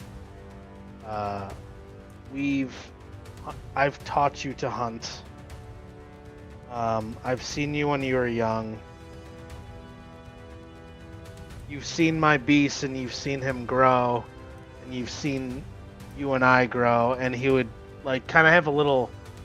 I do have like a little electric spell. My 2nd level spell's a thunder spell. You'd see him like do this electric shock, and then he would like look and be like, I've seen you grow, and I know that you can get past this. That would be like, then he would do a nature check if necessary. I don't even know if it is, but that would be his speech. Sweet. Not necessary on that side for the check, but it adds to it. You see as it goes through, as you all combine your energies, your belief that you can make it through and persevere through this. You see Olga, hurl this ball of lightning into the air. You see it burst through, and you feel this thunderous bellow arc out, and you see bolts of lightning crisscross and arc into the executioner, into each of the giants, moving them down from the regular strength down to weakened, so pushing them down a level in Pathfinder terms. You see this lightning arc out. But you do see Shinzo humph, like he doesn't say a word, just goes, and Baron go, and you see like the shadows darken a bit, and you hear the Baron holler out, "Well, that'll be enough of that. No more. This is Shinzo's. No more divine gods. Shenanigans. He calls out. But luckily, Olga, you see him kind of spent a bit from his efforts, but you do see each of them weaken from the blast. And the executioner is up next. He is going to sustain his duplicate, and he is going to... he's just going to wail on somebody. So he is going to move forward himself. Since Callie dipped out invisibly, he is going to slash into Will. Oof. All right. That's bad. You know what? I think I have to whammy this. Whammy it. It up, Otherwise, yeah. Did that cost a reaction? Because you just used Oh, yeah, you used your reaction, unfortunately. Oh, yeah, never mind. Just keep your whammy. So you see it cut into you, this wing just arcing through, just riveting blood through as he cuts into you in the dark. His duplicate is going to attack Dura with a wing and a claw. But luckily he will miss Dura as his the summon proves to be too quick for him. The Shadow Giant is up. This one is scrapping with Bear. Does he have range to get anybody else in his grasp? Oh, luckily too far, but he's gonna do that. He is going to move 20 feet over this way. You crash, you see this giant whipping his chain around you as he unleashes the shadow chain. Makes you move a little bit further. But will hit. Oh! Oof. Oh my goodness. As this is forced. So give me a movement, will saving throw. Yes, I have a question. Yep. Is that going to pull Crash down from here? Oh, it's a teleport, I'm pretty sure. Let me post it. I don't believe so, but let me post it just to be sure. But I believe it teleports you. Yep, teleport. Okay, You that's would have to fine. do the fall and everything like that. Yeah. I was quite afraid of that. 35? Yeah, so it hits you, you take the damage, but you are able to keep yourself rooted in place and are avoided being teleported. Thank you. Derek, you are up. Okay. I'm going to have start my turn by doing Command Animal. I'm going to have Bear move towards. I'm gonna have him move here, and I'm going to have him use his support action on the smaller one. And then Balric is going to take 2 shots. Both of them are going to have some of his poison. Just make sure for those ones, if they do have to be activated or not. Sorry, they have to be what? Which ones are you using? I was gonna use Clubhead poison. 2 of those. I have an activation one attached to it. Yeah, it says 2 actions. Two actions. I used to just be able to like say that this is my thing, but I was probably doing it wrong this whole I time. think we missed the activation a few times. Son of a bitch. I knew it was too good to be true.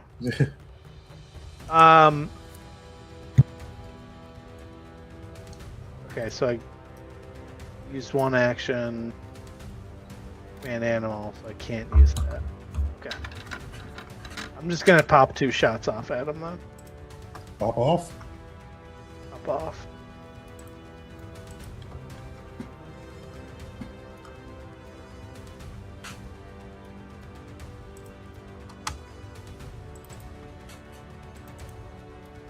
One. Yikes. Yikes. You got a hero point left, or did you burn them all?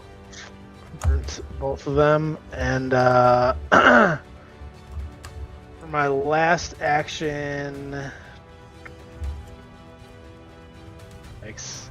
I mean, guidance has been working pretty well for me. If you want to start moving towards Will or Callie, they both could use some battle medicine. Yeah. Eventually. So I will move towards them, and we can. Yeah, go ahead. All right. Crash, you're up. All right. So Crash will raise his arm as that lightning was going out, and as this is happening, those wires start to crackle. Those steel cables that make up those tendons, and he looks down to.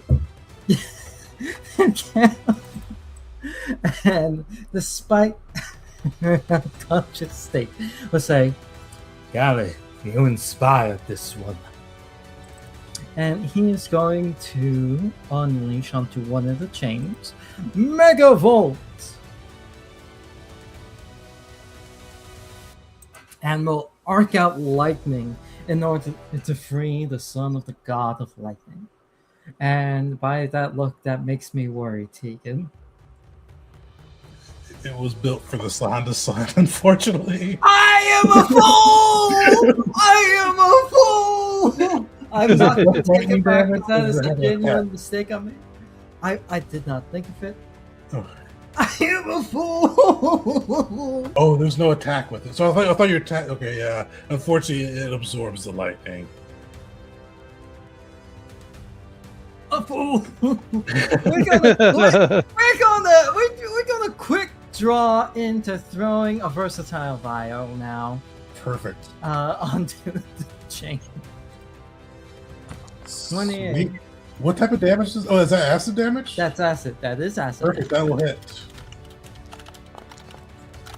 22 acid. It is vulnerable to the acid damage, adding an extra 10 and mitigating the hardness, and you burn through your second chain. Love to see it. That will be my turn. Perfect. The Shadow Giant is up. Which one is? Oh, this one's this one. He is going to just too far, but I mean, he doesn't need to spend his actions. He is going to move over here. Yep, just enough. Then you see him whip his chain around with his shadow chain and attack Wisteria.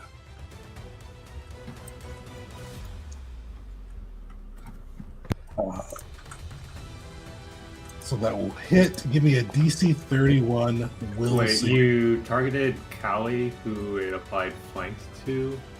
Oh, did it target 29 Callie? doesn't hit my AC. 29 is a hit. Sweet. I have 31. Perfect. Now you see the chain come arcing out, but luckily you are able to evade it. That is his 3 actions. Will, you're up. All right. I'm It is- still reeling from the fact that I attacked the lightning chains with that. I just wanted to say that I'm going to be right back. I think I have to do. I can't really heal myself or Callie, but I could heal myself, but I don't want to do that because it's a matter of protecting the both of us. So I'm going to try blessed boundary with somebody already in the process of. Can you delay that until after my turn so I can Doctor's Visitation one ago, and then get me in the boundary? Or sure, I'm about to move to y'all to do battle medicine, so I don't want to have to go through that boundary. No worries. And I can't. Unfortunately, I can't cast haste on Callie either. So instead, I am going to try to kill people. Or delay turn until after me do it then. But... you have to stay within the round. Yeah. Oh, okay. Rather than that, I am going to just try to help finish off bad guys over on the opposite side so that we can all be focused on the same things, I think. And they're also close to each other. So I am going to go with a Divine Immolation.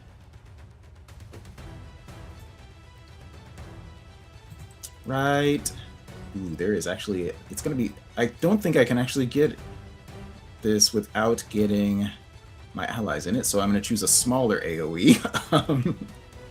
I am going to choose... Which one is this? Is this the same AoE? 20-foot burst. I think it's also the same. Never mind then. Instead, I am going to cast Suspended Retribution on this giant to dissuade it. I am going to declare, if it uses that long-range chain teleport pull attack thing again, it is going to take 70 damage. All right. Nice. So the orb of golden light starts floating just above its head, threatening to destroy it if it disobeys.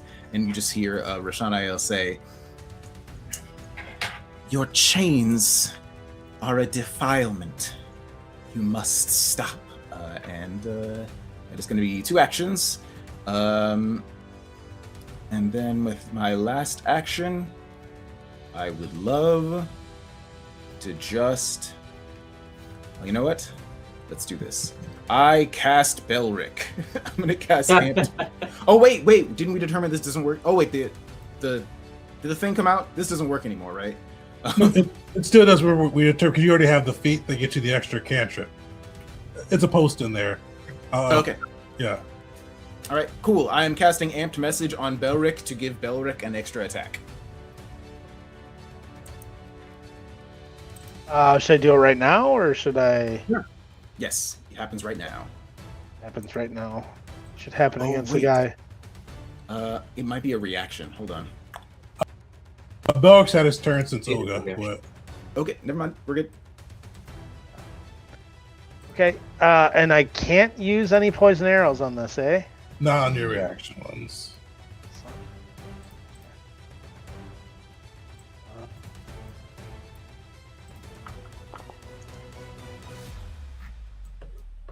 It should hit. All right, I'm targeting the guy next to Bear. Okay, perfect. Which one next to Bear? The smaller one, the size of Bear. Okay, perfect. That will hit.